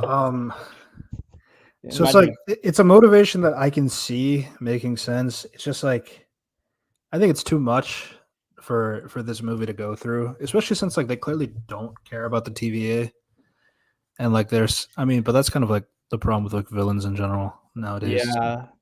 They clearly just don't care about. But the thing is, like the TVA is another problem because it's an organization, an established organization. So you have somebody who's trying to go rogue, and you don't really focus on that or like how does the TVA react to somebody that is going rogue, and then it just kind of resolves itself in the end. But yeah, like there's just a lot of issues like that in this movie. Yeah. But yeah, so Wade, he takes off his mask. You know, he's upset to Paradox. He gets closer to Paradox, by the way, so keep that in mind. You know, you're gonna old yeller my universe.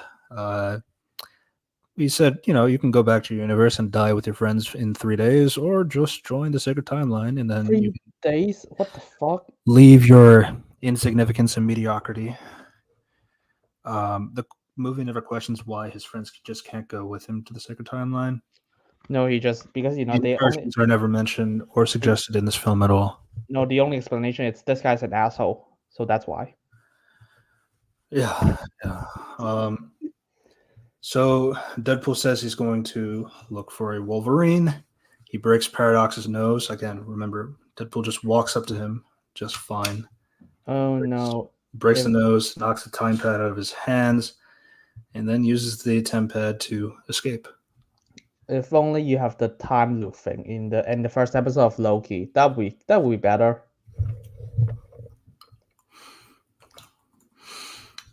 Yeah. So then it cuts back to the opening scene of the movie, where he went back to the original Logan timeline in his own universe. It's never explained why Wade couldn't just go back in time before Logan died, as it seemed like he wasn't hoping that Logan would have regenerated since he shouldn't actually have died. Yeah, I don't know why he doesn't just go to like, his still alive Logan this time, because Logan's 5 years in the future. And again, it could be an absolute point, but then again, like they don't explain that. Well, they don't. It's also using what if as well. Yeah, and they never care about what if, to be honest. Yeah. Mostly because Deadpool clearly doesn't care about going back in time and changing events so people don't die. I mean, and in this case, it's actually quite noble for him to just save Logan's life, so he can just go live with X-23. It's not even like morally. It's not even like morally questionable. This is literally a good thing if you actually save Logan. Yeah. I mean, the thing is, like, I feel like it should have big ramifications. It's just that you don't see him try it, so it's like, how am I supposed to know if it's like good or not? But I don't know. It feels like something that will have like a major ramifications if you stop Logan from dying. Oh, right. This was a line that he said. The absolute being, Logan is the absolute being because he did a self-sacrifice moment that was so epic, his words, so epic that it put a ripple into the rest of your timeline. That's why the absolute being happened. So that you forgot. I guess if Wolverine died selfishly, then he wouldn't be the absolute being. Wait, so it made him the anchor point at his death, so that the universe can then end. I'm sorry. That's in 2,000 years. That's fucking nonsense because that's meta knowledge. If you actually go from frequency, you literally Dark Phoenix. Jean Grey sacrificed herself to save the fucking world. Actually, not the world, the fucking galaxy from the Dark Phoenix. That's that's actually more noble when it comes to saving things. See, my other thing too is like I kind of agree with it in a small degree. It's like, yeah, I do think like if you cut out this time travel stuff, like going back to Logan's corpse and like using it as a weapon against the TVA is like at least that will give you some. Well, at least you're not desecrating a grave and all that stuff. Just focus on the multiverse. At least I can tolerate it better. But like the fact that he did this and it's like, dude, he's dead. Just let him die and just find a different Logan, man. That's what you said you wanted to do anyway. Yeah, I'm gonna go and find another Logan. That's what he says. So why'd you go back to your timeline, but where Logan is already dead? That's the thing that doesn't make sense. And he also wasted his time just talking to the skeleton. It was like, do you have time? But just jump already. But no, we got drug this fight scene. Let's just have him dig up the grave, see that is he dead or not, have a conversation, fight the We need to wait TVA. for the TVA agents to fight him. I love my life. Yeah. It's also stated that Deadpool messing with time to have people live doesn't really have like it has no consequences for him. But like I guess you could argue that maybe if you save Logan, it will have a bigger consequence than saving your X-Force friends. But like it's worth a shot, man. If you're not gonna try. I mean, he also saved them, but he has them. He said he let them down, but he also saved them. So it's like the movie doesn't even know what the fuck are they talking about. Yeah. So here Deadpool is using Logan's claws to fight. It's not explained why he needed the bones for this fight scene to begin with when he has adamantium weapons. There's this one TVA agent who's like really, really bad at acting. And he was saying like how Deadpool ruined a great hero that was Logan, and Deadpool was the worst hero to come out of Canada. Then Deadpool uses katana to kill the TVA agent and then tells him to get his country out his fucking mouth. It's Will Smith reference. Yeah, but it's Deadpool from Canada. Yeah, he's from Canada. I mean, in the movie, I need to remember that. No, he is. Really? Ryan Reynolds is also from Canada. Oh shit! I did not know that. So Wolverine is from Canada, though. But yeah. No. Yeah. I think not. No. Yeah. He is from Canada. Yeah, you're right. I just checked.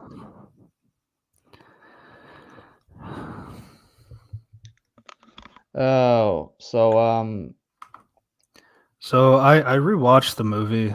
I don't think he doesn't talk about the laws of physics in the multiverse. He talks about the laws of physics of matter and antimatter in the third act, which is that is true. No, that's nothing wrong about that one.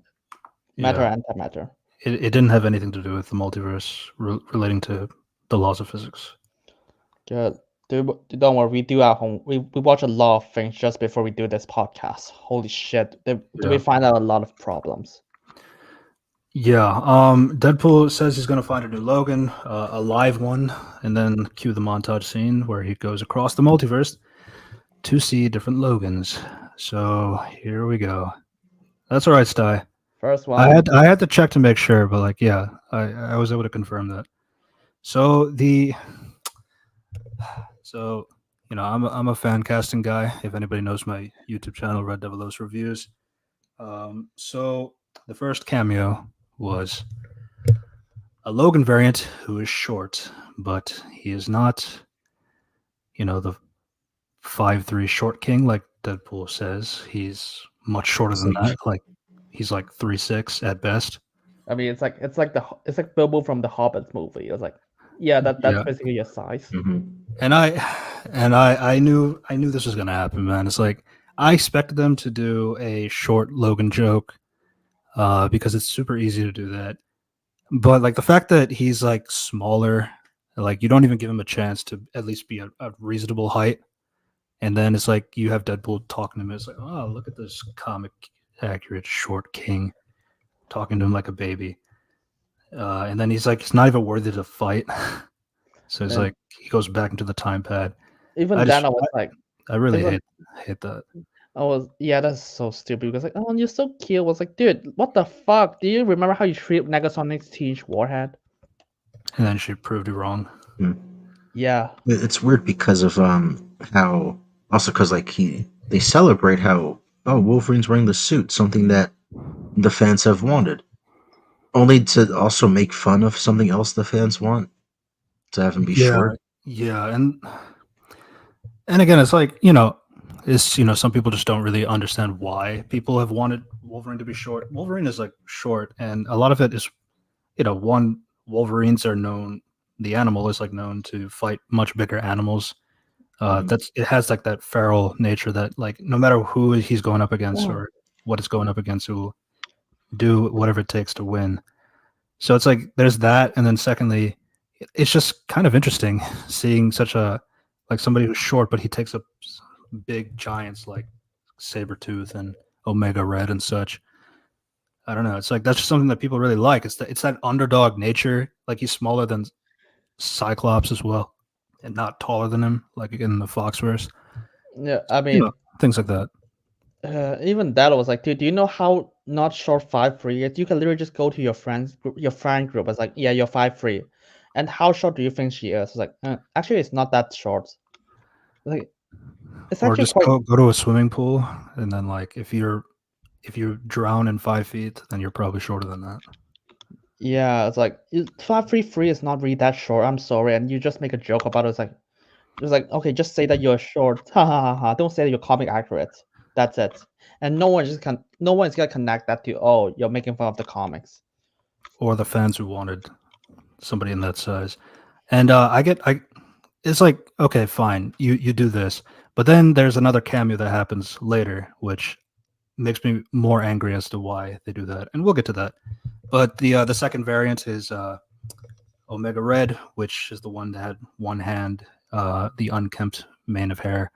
It's inspired by the Age of Apocalypse storyline, where the world is probably under siege by Apocalypse. So that's another reference. The third Logan variant is Patch, a secret identity Logan uses when he goes undercover with the white business suit, and Eye Patch whenever he goes to the seedier corners of the Marvel comics. He's playing cards. He could be doing that in Madripoor, like in the comics, but it's not very clear, or it's not really necessary to confirm that. It's a new cameo. Oh, The fourth. Oh, go ahead. oh shit, no, that's what I'm gonna talk about. Style just say that. In Oh, that, yeah, it's like it's like yeah, yeah, everyone just like here's a portal. Okay, we're not even gonna acknowledge there's a portal inside. It's like it's so weird. Because every camera is like, wait, what the fuck is that portal? And no one just reacts to it. That's the yeah. first thing I noticed about it. That's one. There's some where they are alone, so it's like okay, and then I guess like Wolverine is just cool with it. I guess, but like I've seen weirder shit over my 200 years. Fair enough, but what about the people in those scenes? Yeah, that's kind of questionable. And the fact that the TVA have to prune all these universes that Deadpool keeps hopping to and from. I don't think that's how they work now. Yeah, they don't do that anymore. But like, I don't know how prunings work because like it seems to work like in the time that somebody was there, but then it also like goes away quickly. But yeah. Yeah, and then the fourth Logan variant is the one that I really had an issue with, which was so, Deadpool starts sucking its dick because it's finally, he's tall, he's got muscles, he's working on a motorcycle. What a cool guy. And then, it kind of looks like Henry Cavill. And then he turns around. It is Henry Cavill. Oh my god! Yay, I'm happy. Yeah, and then so here's why I hate it. Deadpool comments about for half of humanity would love this casting because it just seems to be so right, and that's fuck you, man. I don't know. Yes, we need another 6'3" Wolverine. And it's like, oh, that just makes it so right because he just looks so much like you, and that's all that matters, really. Fuck off. To be honest, I just think they just like I just think they just do that because they're like, I want to call him the Cavalry. Isn't that cool? Yeah, and it's like honestly, it's kind of like a dumb cameo in that sense. Like, wow, now Cavill's just the cameo guy, including in DC. Yeah, he's like, "We'll treat you better than the assholes down the street." Obviously referring to DC, but it's like, you really didn't. Yeah, yeah. Oh, yeah. But you saw him. He did the thing where he opens the claws like the fists, and Yeah, he did the arm reload Mission Impossible thing. he did the Didn't thing. you, I Clark? remember Yeah. that. Yeah, yeah. I guess Daniel Radcliffe and Taron Egerton were like just so ridiculous. Who would want to see 5'5" actors play Wolverine? No, You want to see yeah, a 6'3" Wolverine, right? Just like Henry yeah. Cavill. Yeah, And yeah. the entire time Deadpool just like, oh fuck. By the way, can you come to my universe, please? Because my universe is dying and shit. He doesn't really try that. Yeah, no, he's just too busy saying that. Yeah, Marvel will treat you right. That's all he's really talking about. And then every Wolverine is like stabbing Deadpool, like no matter what he says, like yeah. But Like for some reason. and then it's kind of annoying too because like I go back and think about like John Krasinski's Reed Richards, and then how he was handled. Like he barely gets to act like Reed Richards, and that's just I don't think he's a bad actor. I think he could play Reed Richards, but I just feel like he didn't really get to do anything that shows you Reed. Cavill at least does something that's like related to Wolverine in this scene, and another cameo that happens later in this movie. Another Fantastic Four member. He does something related to the character at some capacity. I mean, But if Reed doesn't really do that except stretch one thing and then dies by spaghetti. But yeah, uh, I mean, some they other still have their mother. yeah. Then and you there's got the yeah. giant X. The giant X one is the one that pissed me off.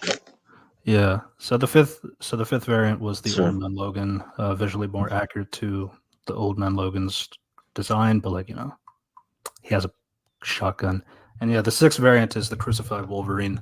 Oh fuck. Yeah, that was like I was literally watching that. I was like, okay, fuck off, you little brick Wade's character for doing that. For just a sake of a joke. I was like, oh fuck, here's a Wolverine that's crucified. Let's fucking joke about it. And the ground is in It's the skulls. reference. Isn't it so Yeah, funny? Okay. yeah. It's based on the Mark Silvestri cover of Uncanny X-Men number 251. I So wonder if he got any royalties. No, that's it's like just no, definitely no. not. Here's the thing. Yeah, no. Here's what Deadpool will do in the first two movies. He will free him because he actually empathizes with people who are suffering like him because he has a fucked up childhood. And in the second movie, he actually tries to save Fire Fist. I mean, he doesn't admit it to other people, but he actually cares about Fire Fist and actually tries to kill the people who tortures him, and in order to save him, risking his life for this. And here was like, ha ha ha, you're crucified, low low low. Just that's so funny.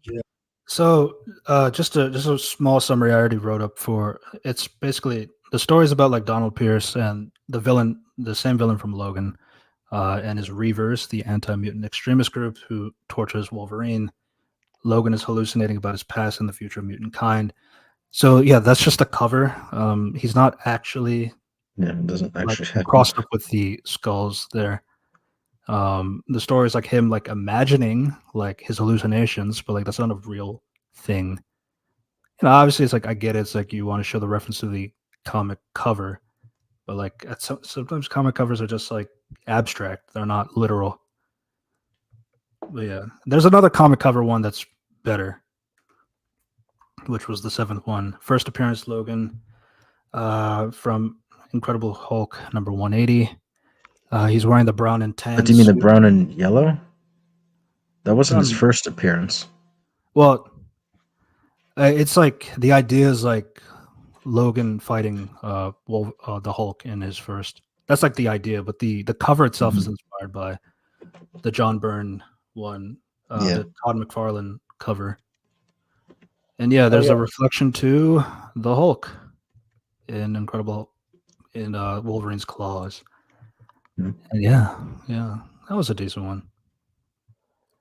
Yeah, I mean that's a cool. I mean that's fine. It's like some of them are not like, yeah, cool. I guess you can. That's the one I was like, okay, that's the most reasonable. Why you can't just like, can you help me? I was like, no, he's fighting the Hulk right now, so he can't. Yeah. But like it's just kind of like, okay, you're looking for a comic accurate looking suit. That's a comic accurate looking suit, man. Yeah. I don't know, man. Yeah, I feel like you to could be wait for him. By the way, you could. By the way, Or the just entire. time travel to when he's available. Yeah. By the way, Deadpool could just time travel to a universe that which is like some Wolverine just takes 1 second slower to eat a sandwich. He could just do that instead of just all these wacky universes. Yeah, and then he makes it to the 8th Logan, which will be the one that we look at for the rest of the movie. And yeah, he's at a bar. Logan is.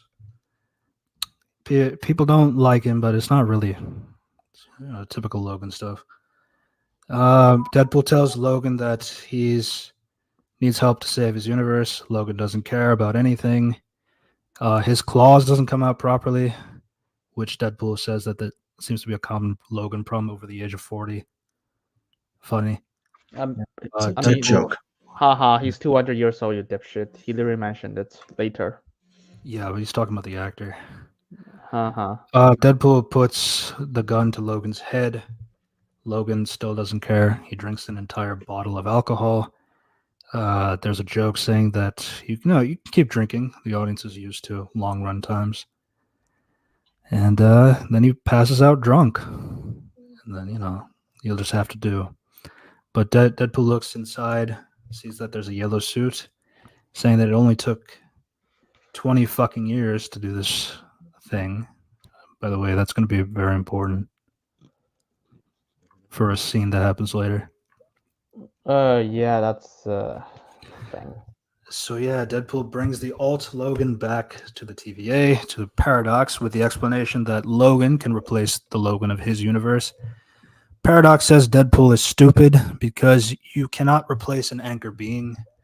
And then even if which he would have said the same problem with all the other Logans, but then it just so happens that the one that he picked was the worst Logan in the multiverse just by looking at him.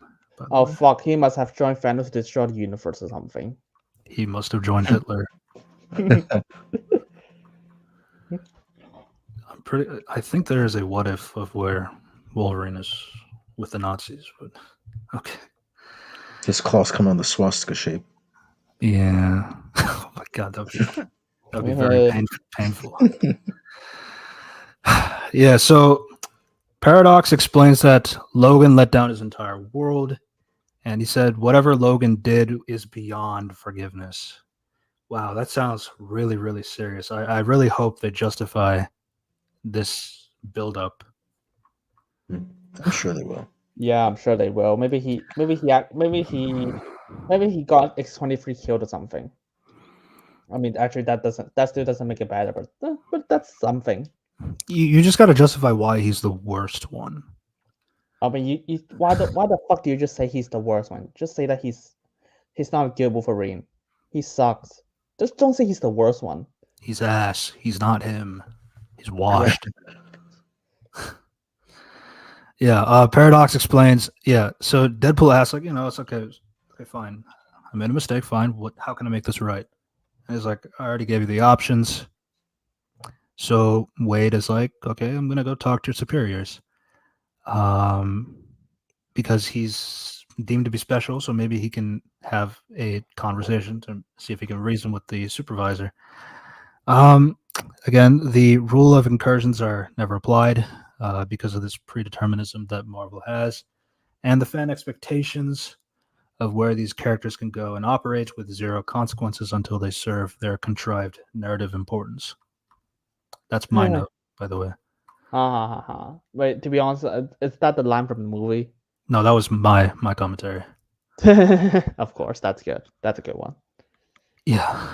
Yeah, Deadpool is angry to Paradox about all of this, and he breaks the fourth wall, telling the Logan, welcome to the MCU. You're at a low point, though. Yeah. And it's still low as of this movie. It's true. Somehow you're making it even lower. Yeah. And then the MCU made itself lower in the same weekend.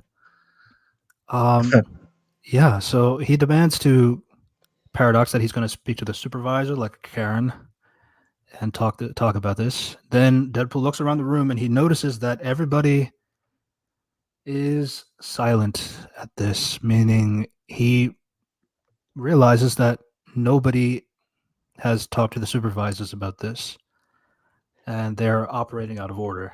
Yeah, imagine every single employee was like, "What the fuck, man? Are you? I'm not gonna do this shit because you're gonna put my job on the line." It's like no one actually think of. Actually, I'm surprised no one actually is just like, "Wait, what the fuck are you doing, Paradox? You can get me fired on some shit." Yeah, that was something that people were saying too. It's like, because like some people just didn't like people saying, "Oh, I don't like the suit having sleeves," and then people would say, "Oh, he has sleeves because of the skin cancer." But then you see they do lose the sleeves, so it's like then the new thing is like, oh, it's like you guys are complaining about the lack of the shoulder pads. I mean, I do too personally because like I think it needed a little bit more blue, and I think removing the shoulder pads, it's just funny to me because like all the merchandise has the sleeves, but the real one doesn't. I just find that interesting. But yeah, we'll talk about the suit a little bit more moving forward because it is like narratively important, sort of. Um. So yeah. So Deadpool, he tries to attack Paradox again. This time, Paradox prunes Deadpool before he could use the time pad. Somehow, No, that was easy. wow, Yeah, somehow yeah. because And Paradox then is just a Logan, normal guy, and Deadpool is a mutant who can kill many people at once. yeah, but he wanted to be Karen, so he was distracted. I need you to distract Kang. Type energy. Yeah, and then Logan's like, "Where'd he go? Where'd he go?" And then he charges at Paradox, even though he just saw that some stick made Deadpool disappear, and then he runs into the stick, and then yeah, he's gone as well. Wow, that was easy. Even though you're Wolverine who can actually beat people, like who can actually casually maneuver around this shit. Yeah, and this movie has like Wolverine like moving like a kind of a little bit more comic accurate in terms of like how he's more hunched over when he runs or like when he leaps forward like a Wolverine. So it's like you could like lunge into him pretty easy without getting hit. Yeah, But I don't know. This is the worst Wolverine though.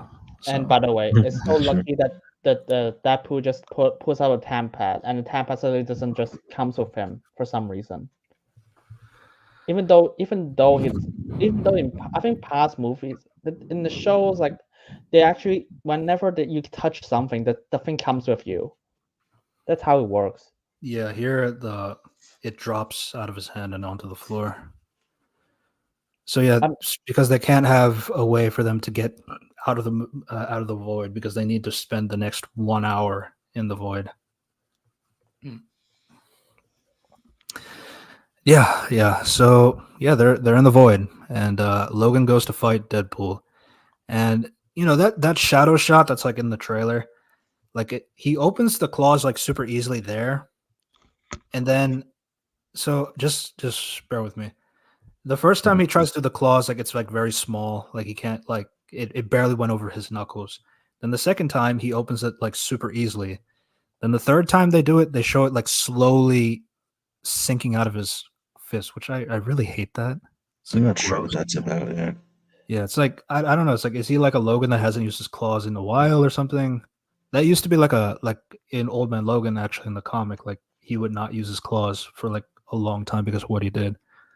Um, I don't know if it was trying to reference that or of any sort, but then like the rest of the movie, he uses the claws like normal, no problem, no hitch. So I don't know why they spent two shots showing that it was hard for him with the because it's claw. funny.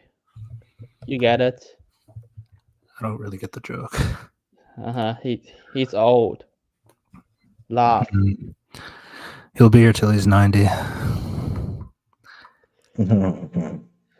Yeah, so they fight. And Indeed, they do. Yeah, it's so so this is basically like all Deadpool and Wolverine fights are just gonna be like just keep fighting until you get tired, basically, because they can't kill each other. Yeah. The fight continues on. I'm gonna kind of zoom past it because it's not really too much to say here. Then somebody shows up. Somebody was actually just standing above watching this fight the whole time. Contrive. The void. If you remember Loki, the void is infinite. It can control the entire multiverse. So the odds So- of people being here, and also the fact where are the Lokis? Honestly, like what I also don't You understand know, is they're just over this there. like the void is like sunlight. Wasn't like the clouds more purple? Yeah. Yeah, I guess it's just a cloudy day in Loki. Yeah, because like that's kind of the thing. The void just looks like Earth, like straight up. Like there's deserts, there's like lakes, there's like forests, Forests. there's like the woods and all that. Yeah, it's like cornfields. Like it's just like Earth, really. I don't know. It's just like another lack of creativity. I mean, I appreciate the on-set stuff, like being like actually in location for these shots, but it's like I don't know. It's like I feel like we would want to go a little bit more creative with the void, but yeah, it's just Earth. But it has your favorite MCU comic book thingies in it, so it's fine. Oh fuck! So the other Lokis are here because that's established in the Loki show. Nope. Fuck. They're just over there. Yeah, it's just Yeah, doing their it's own thing. an infinite void. They're somewhere. Speaking of which, so somebody is up on the little pillar again, watching the fight the whole time, not doing anything. It's like you guys shouldn't fight each other. You shouldn't kill each other. There's gonna be some bad blood up here, and then like it's over there, and then all of a sudden the Mad Max is Yeah. just like, pretty much on the way. This mystery guy comes down, then he opens his hood. It's Chris Evans. Yeah. Hey, I remember him. I remember that guy. He's got short hair, but like it's Chris Evans for sure. So yeah, he shows up out of nowhere, and then he gets down.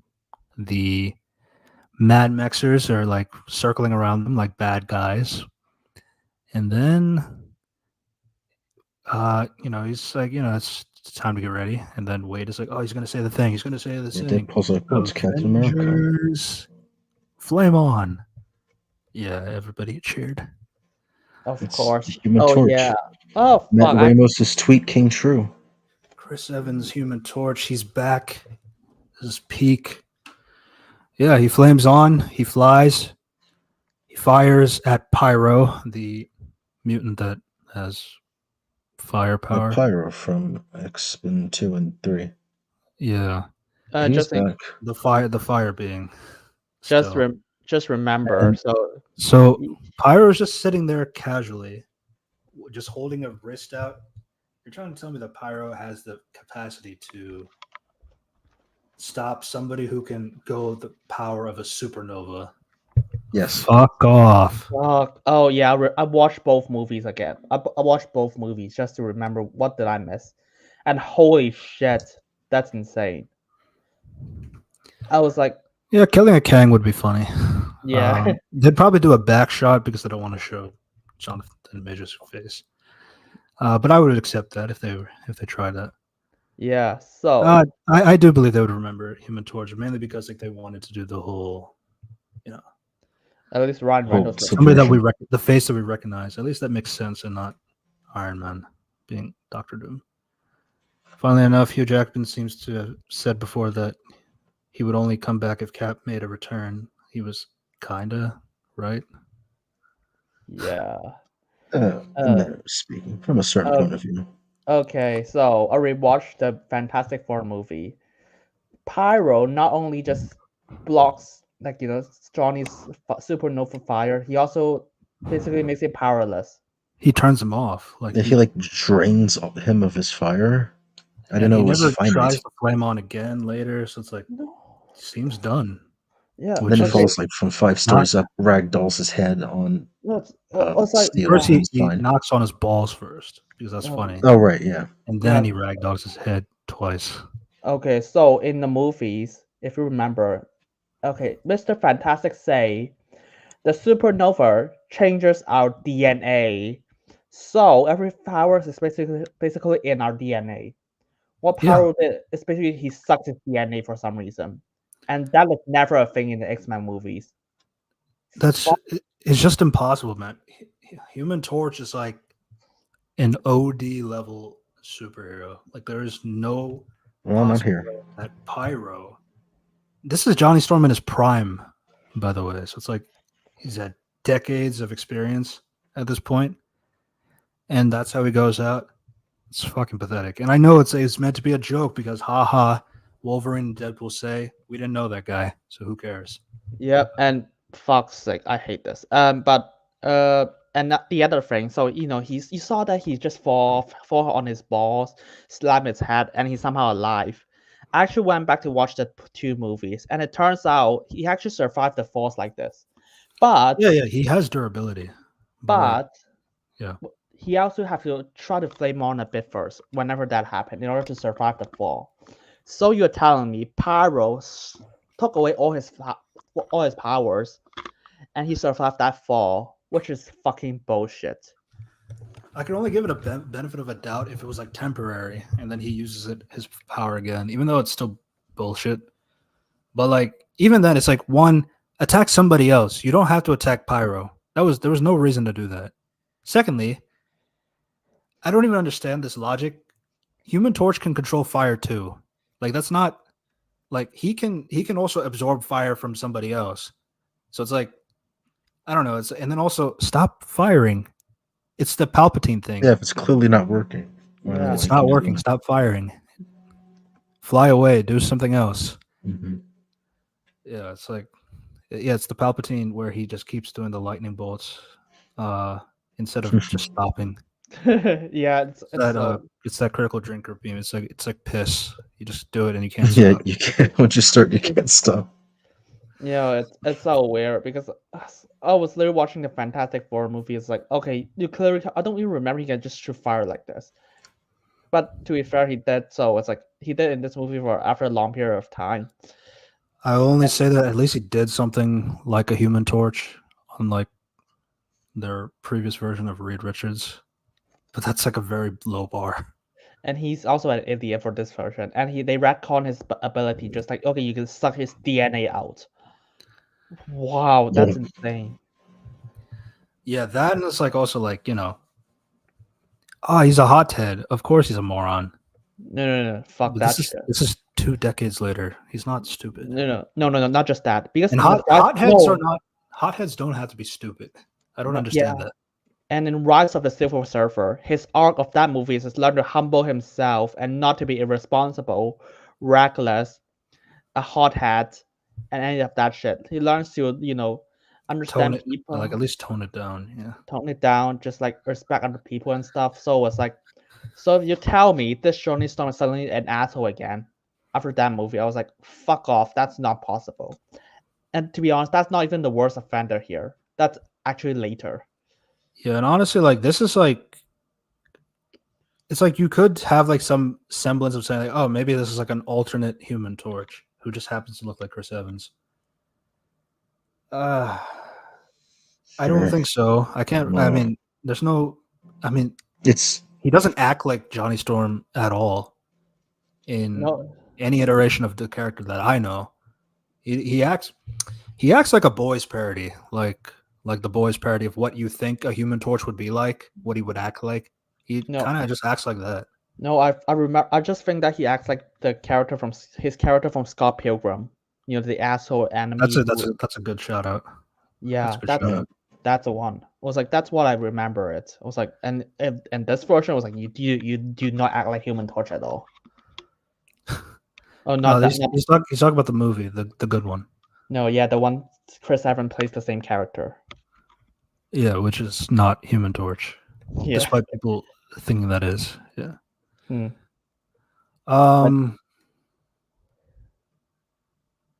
Yeah, I'm kind of on this boat as well.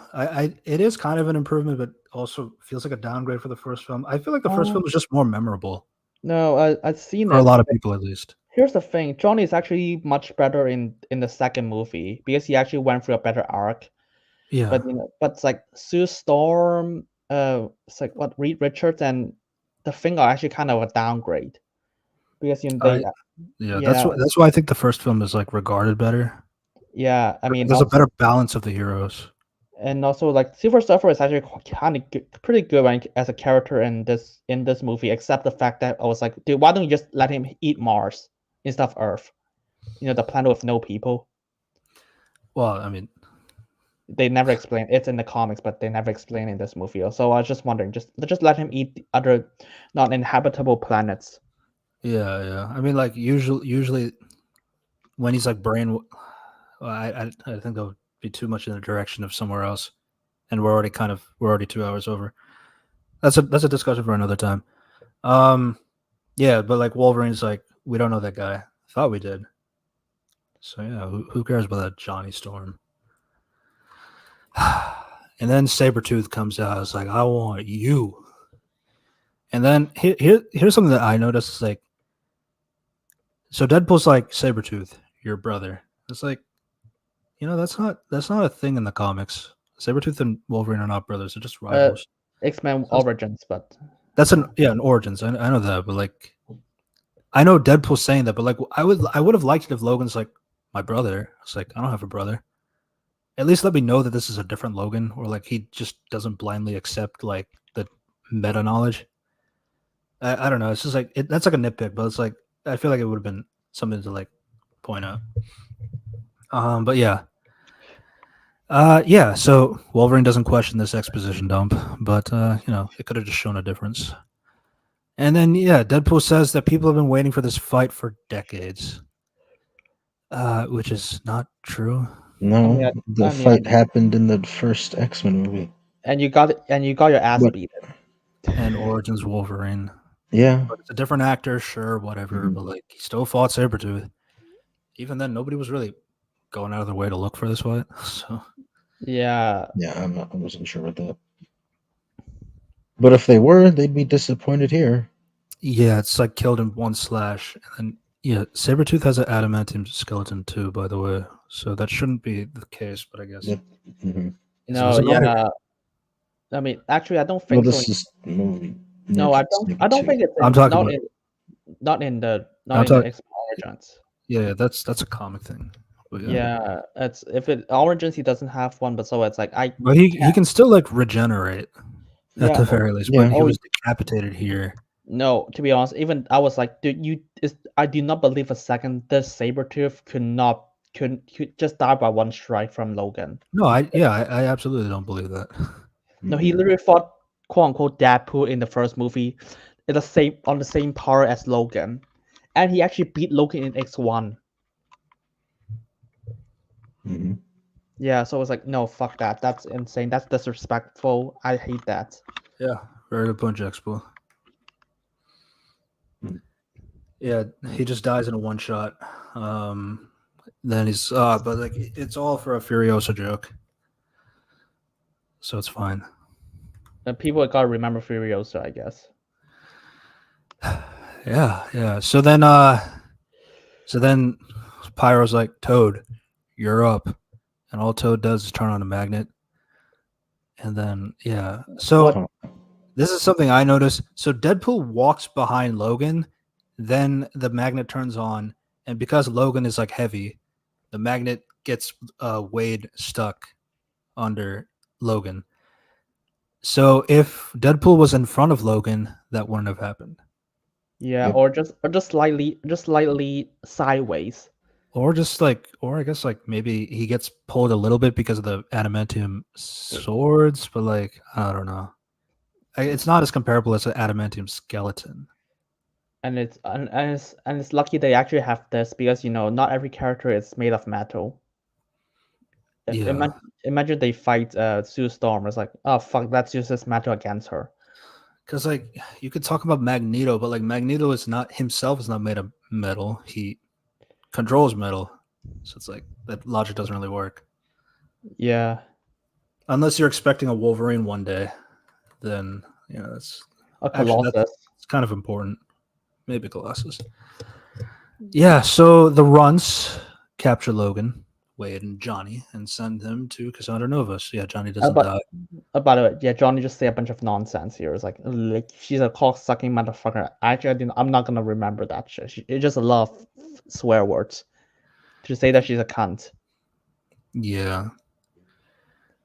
Again, it's Some that's reveal for that's the just end. that's not how Johnny's. It's like I don't know. It felt like what a 40-year-old thinks a teenager talks.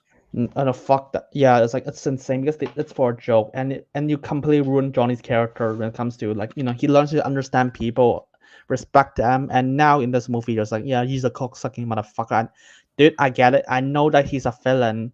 I know that Cassandra is a villain, but so is Doctor Doom, and you never and Silver Surfer, and you never just call them like you cock sucker motherfucker. Go kill yourself, try to destroy the world. Now, so you can eat my ass, peel my skin off. None of Yeah, that shit. the thing is like here, it's like, I mean, you could say that like he didn't expect Deadpool to just tell the truth, like he Yeah. would just keep it to himself. Yeah, it was like and the second But it's like even then, it's like we'll get to that. We're almost there. yeah, it's like because the last mention is like because in the second movie he actually helps Norman Reed, Silver Surfer, to help sacrifice himself. The person who actually fucked with him, and he tried to destroy the world. He tried to help him at the end, which is a character arc. And I do not believe a second this Johnny would just say something like this or out of nowhere. Well, he Yeah, does, of course. and deal with it. Shit, fuck. Yeah, so yeah, the runts they take him to Cassandra Nova. During the ride, Johnny explains that they are in the void. He likes to call it purgatory, whereas Reed used to call it a metaphysical junkyard. Oh my God, he mentioned Reed Richards. Point and clap. Yeah, and everything useless would go into the void before they get annihilated forever, and a place where the TVA send people who are not nice to the multiverse. So Logan says that Johnny must have done something like that, but Johnny never explained what did he do that was not nice to the multiverse. So fuck it, doesn't matter. Yeah. Exist. It was not being the MCU was his crime. Yeah, that's kind of it. Yeah. Another character has this exact same problem. We'll get to her. Yeah, but Johnny confirms that Eliath is the one that does the annihilating, which Deadpool asks, the same Eliath from season 1, episode 5. Funny. Yeah. Johnny says that everyone in the void runs from Eliath and that there is a Oh, so resistance you group. know Loki. Yeah, you know Loki's, but Yeah, you don't know But he TVA doesn't know the agents. TVA. Yeah, and that's there's a resistance group in the Borderlands that try to find a way to get out of here. Okay, so this infinite void, and there's only 3 members on this resistance group team. That makes sense. That makes sense. No, There's 5 no, of them, actually, right? 7. But it's still a Johnny- very small number. Very small Oh, number though for yeah. for an infinite Yeah. void. Yeah, Yeah. that was kind of my point. It's enough for the actress that we can pay. Of course.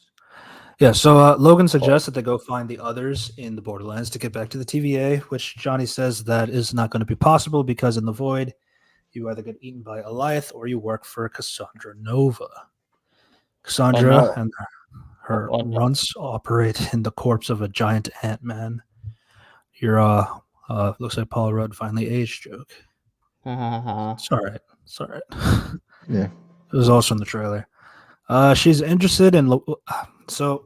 Okay. Now I just wondering what the fuck you have PIM so you have access to PIM tech. You can just shrink shit. It's like and you didn't think of I can use this as a weapon because I have access to PIM particles and shrinking technology.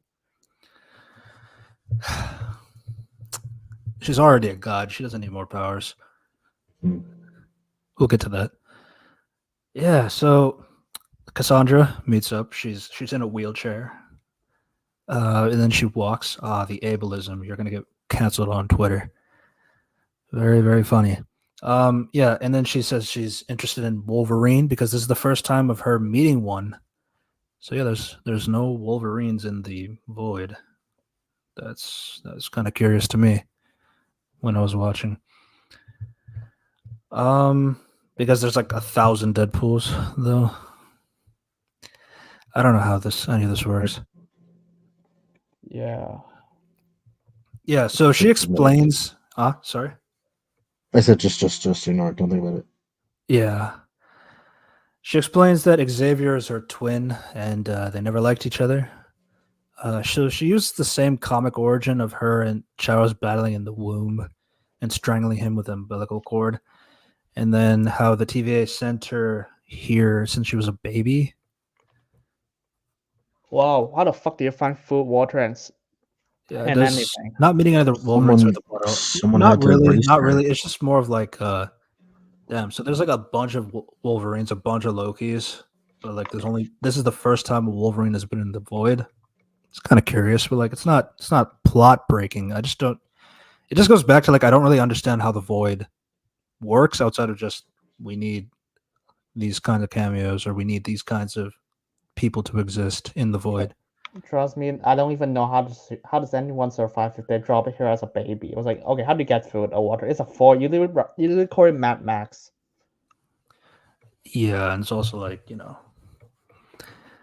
does she have like a mentor that raised her? We don't know that either.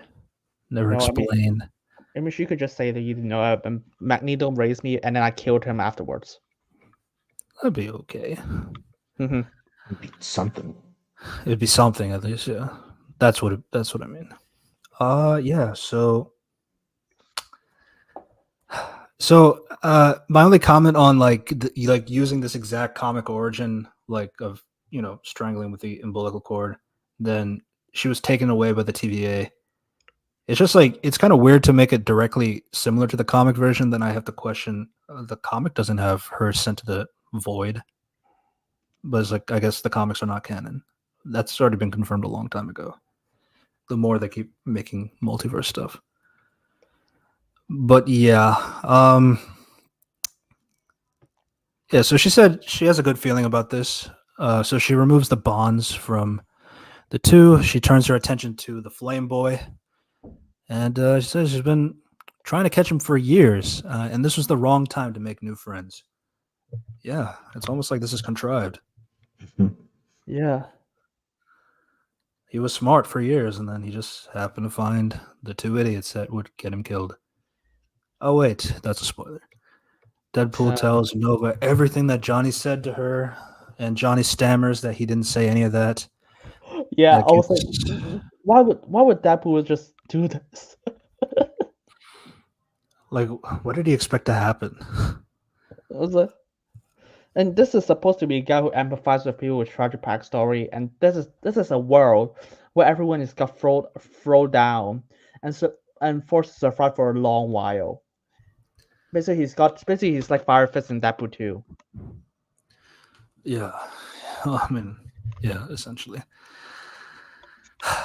Yeah, and then Johnny's dead. Rips the entire skin off of him. The bones fall to the ground.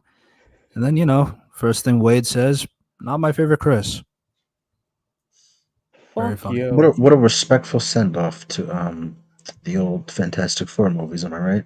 Yeah, am I right? It's not like he's my favorite part in the second movie. And then again, we talked about the post credit scene. It's like he says, you guys are saying that you got Johnny killed. It's like, actually, he did say all this stuff. Here's the footage. It's like, which, by the way, how do you get footage from inside the Void? But I guess meta knowledge or whatever. But then how do you got access to TV again, afterwards? even if he said that, you still got him killed. Mm-hmm. I mean, just because he said you can quote me on that, just like, dude, what the fuck? Imagine you have a friend. Okay, everyone has that friend. I was like, okay, I talk shit behind this person. It's like, and then she sucks. Like, and then it's not like you just tell her. It's like, actually, what do you? It's not like you just tell her you tell that person exactly what your friend thinks of this. No one does that. That's a cunt move. Yeah. Even though he said you could quote me on that, like when he is saying it, you could clearly tell that he's scared, denying it, like taking it back. Yeah, I mean, he also says like he's grieving in his own way. Yeah, and which by the way, the whole thing is like Logan saying you got him killed. It's like we're all grieving. he knows, like they knew he knew what he was doing when he took the budget for this movie. So yeah, it was all for a budget joke. Great. The other two movies had budget jokes that were funnier and not character assassinating. No, yeah, that every scene of that was character assassinating. I was like, wow. They just have like funny ways doing it, like when he leaves all his guns in the car. Yeah, The it's first like, one. Yeah, how come I only see this is a big match and there's only two of you? Only Yeah. is it like Fox can't afford another expert or, oh, something? we're gonna we're gonna have a Deadpool fight later. Or like Beast closing the door. Yeah, Mhm. and we're gonna have this big CGI battle, Colossus versus Juggernaut. Big CGI fight scene coming up. Yeah.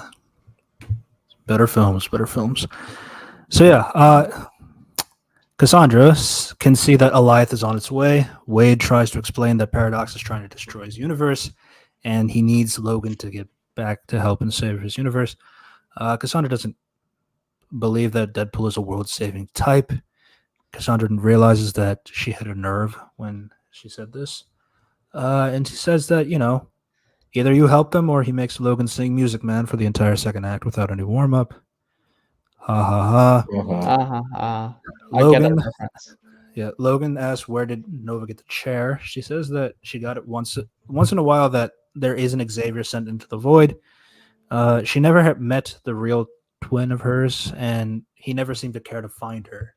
So they have this like weird thing, like where she does want the love of Charles Xavier, her real twin, but like she's like okay with killing variants of him,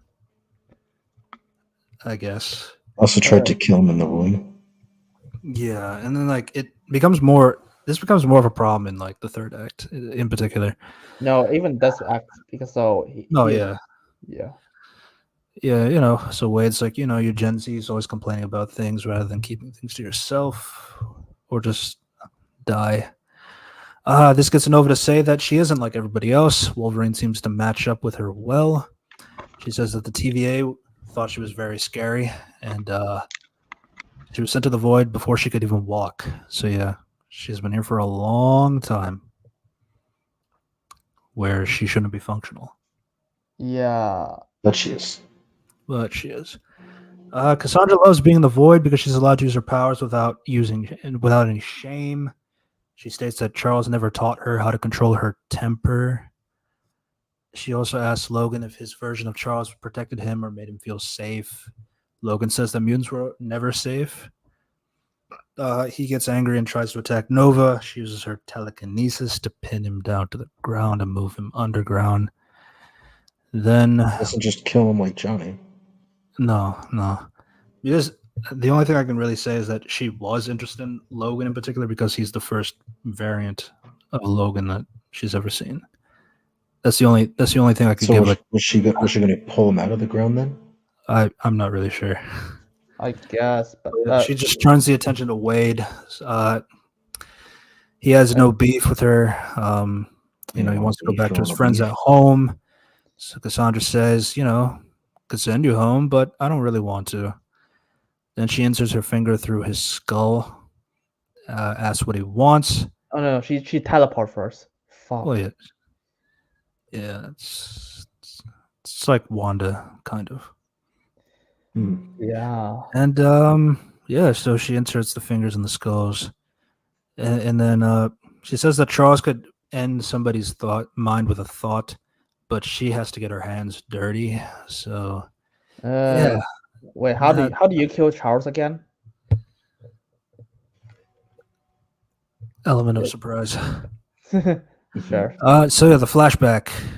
There is a flashback when Wade and Vanessa are talking, and now this is a big one. So he did not make it on the Avengers in Earth 616, quote unquote. The two of them are arguing about if Wade is able to do something about do something that is bigger than himself. So it's like he's selfish now. What is he selfish about? I don't know, because he's never like this. Like, he actually cares about people. What do they think about him, and how he's not really he's selfish for sure for some things, but it's like but he's also really selfless when it comes to helping other people he cares about. Don't get me wrong, Wade is not a hero. He's a more an anti-hero. He doesn't care about like people's lives, but he cares about people he cares about.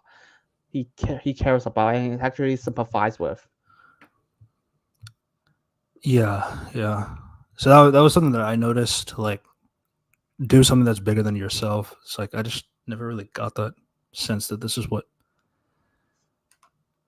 Vanessa leaving Wade over not getting the Avengers is character assassination. Now the only thing I can, this is kind of the problem. So there is some tampering from Cassandra's words, but like it does still seem like because he didn't make it on the Avengers from a different Earth, by the way, not even their universe. Like, oh, you didn't make a team on this world.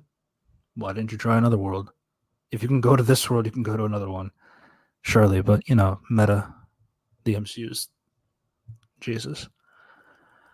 Yeah, and then after the Avengers rejected him, Wade stopped being Deadpool, and he's never gotten himself back up. So he's just a loser now. Wow. And Vanessa knows that Wade is going through things and that she will go through them with him. Wade is like, just tell me that you don't want to be with me anymore or not. What the fuck would Deadpool say that? Because he's like, okay, it's like, let's go through this together.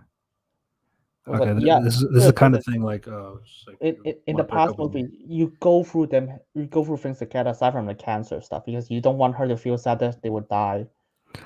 And again, you're talking about a team on a different universe. Like, first off, like if he made it on the Avengers, you're not here. You're not on 616, quote unquote. You're still going to be in 10,005. I don't really know why would you want this anyway? Wouldn't you want to be somewhere in your planet? I mean, if anything, just join the X-Men. Or just take your we own team. learn later why that doesn't happen, but we'll get to that. Even that was fucking stupid, but well. Yeah, so Cassandra alters the memory of the line saying that Vanessa will never fucking matter. But yeah, so that's kind of the problem. We don't really know the resolution of this. We just know that they broke up. But like, yeah. And here's the thing. If she could do this, why don't you just do it to Johnny? Literally. She knows that he's a resistance. He's over the budget, man. Oh fuck. That's so we just gonna make Cassandra an idiot. No, we're making Johnny an idiot. Cassandra's just kind of there. Yeah, and she instead of just why don't Cassandra just read his mind as well? He's because she knows they're resistance and he is connected to resistance. Well, to be fair, Jaxpool, the Avengers in the comics don't kill, but the Avengers in the MCU they kill a lot. Mm-hmm. Oh no, I mean Cassandra. They kill bad guys, but like they don't kill like how Deadpool kills. To be fair, me and Cassandra. Why don't Cassandra just read Johnny's mind? No. I was answering Jaxpool's caption. Alright, man. Like, okay, so it's kind of getting a little bit late. To be fair, the movie is so shit. There's a lot of things to go through. Yeah, honestly, like, if you guys don't mind, I want to just finish this this section, and if you wanted to pick it up part 2 tomorrow, we could do that. To be honest, I don't really have much to say for this scene because it's aside from how they escape. Yeah, I just wanted to talk about how they escape as a way to end it. Right. Yeah. So, is that all right with your operation? I know you have like a busy. If you do it tomorrow, I probably won't make it unless you start at like 7 or so. Sure. I'm okay with that. It's more on Unity. He has a later time. No, I'm fine with that. I mean, I got jackpot, but fuck, I have to do that afterwards. Okay, as long as you're okay with it. Like yeah. Unity. Yeah. I just wanted to end this this scene. I just got a few things to do. Yeah. So Eliath is on its way. Oh wait, before that even happens, Deadpool pulls out a baby knife, threatens to kill Cassandra. She's like, you'll need more than that to kill me. How about 6 blades? Wolverine just ends up under the ground and stabs Cassandra. You don't hear the digging. You don't hear like he's just He there just under her. appears. Yeah. Fuck. Yeah, and that doesn't really do anything. Yeah, she's pretty much invulnerable at this point. Yeah, so she knocks Wolverine back off with the telekinesis. Alioth shows up. Cassandra lets them go to pay its rent. So then everybody. So just like a little bit of a commentary, there's like all of these mutants around, like Azazel, Juggernaut, Psylocke, Callisto, like and like 50 other mutants. Also, that was Everybody's that was just that standing last dance around. Psylocke? Yeah, it's a different actress. It's not Olivia Munn. Right. Yeah, but like, yeah, So I was they're thinking, I was all like, just is that the last dance Psylocke? So I guess it was. maybe. But yeah, all of them are just like standing around while these like the main characters talk. I don't know. It's just like that's kind of the thing. Is like there's a lot of standing around, especially for those that are not talking. They're just like listening to people with hear like things. It's weird because like a lot of these characters are Brotherhood of Mutants characters, so it's like they're pretty important in like X-Men comics, but like in this movie they're like pretty much glorified extras. Mhm. I just found that really weird. Then again, it's like that's kind of a commentary that Deadpool could say. It's like, what about you guys? You guys don't say shit. Something like that. I don't know. That was just something I noticed. He could. Yeah, but then Logan finds a Sentinel boot, kicks it to open the rocket launcher to fly away, and Deadpool climbs on as well. Lucky. Yeah, so that Sentinel boot being there, very lucky, very lucky. Mhm. And then, yeah, Cassandra Nova just watches in interest. He just sends Alioth. I was like, okay, how do you control Alioth? I Just think gotta- Alioth was just on his way. But okay, but why didn't? If that's the case, why didn't Alioth just kills everyone? Kill every mutant here. So I don't know. The thing is, like when they're inside Ant-Man, the corpse, I just think they're safe because like every time they do some it, like reason. everybody is just safe. Even the others, like the other heroes that are there later in the movie, they don't die either. They're in. Wait, How? I don't know how Alioth works. It's been Yeah, very inconsistent. Doesn't he like eat a boat in Loki? yeah, a warship. Yeah, shit. Yeah, He so go through the entire ship to find someone. yeah, so being inside Rob isn't the safe. Sentinel boot from the Yeah. Deadpool games. No, Nice. yeah, to be honest, the best way is just like, oh, actually, I can shrink this castle because I have Pimtech. I mean, that's something at least. But no, but they didn't take advantage of that. Yeah, I don't know. It's just like it just seems like whenever you're inside Ant-Man, you're safe. But then again, she's like, "Oh, I'm feeding you to Alioth," but it's like you're still inside Ant-Man, but you guys are safe. I don't know. mean, I don't know how this works. I'm just saying, if you want to kill them, just kill them with your mind. I mean, you can't kill them, but at least you can just Yeah. scramble their brains. Yeah, and then I mean, Cassandra answers that question like later. But yeah, that's like kind of where we can stop before this like next phase of the movie, which is kind of like halfway through the movie anyway. Yeah, it's like, holy shit, this movie is awful. Yeah, it's a lot's going on. Lots going on. Yeah, I'm sorry for cutting it so short. I just had something come up and I have to go and do that.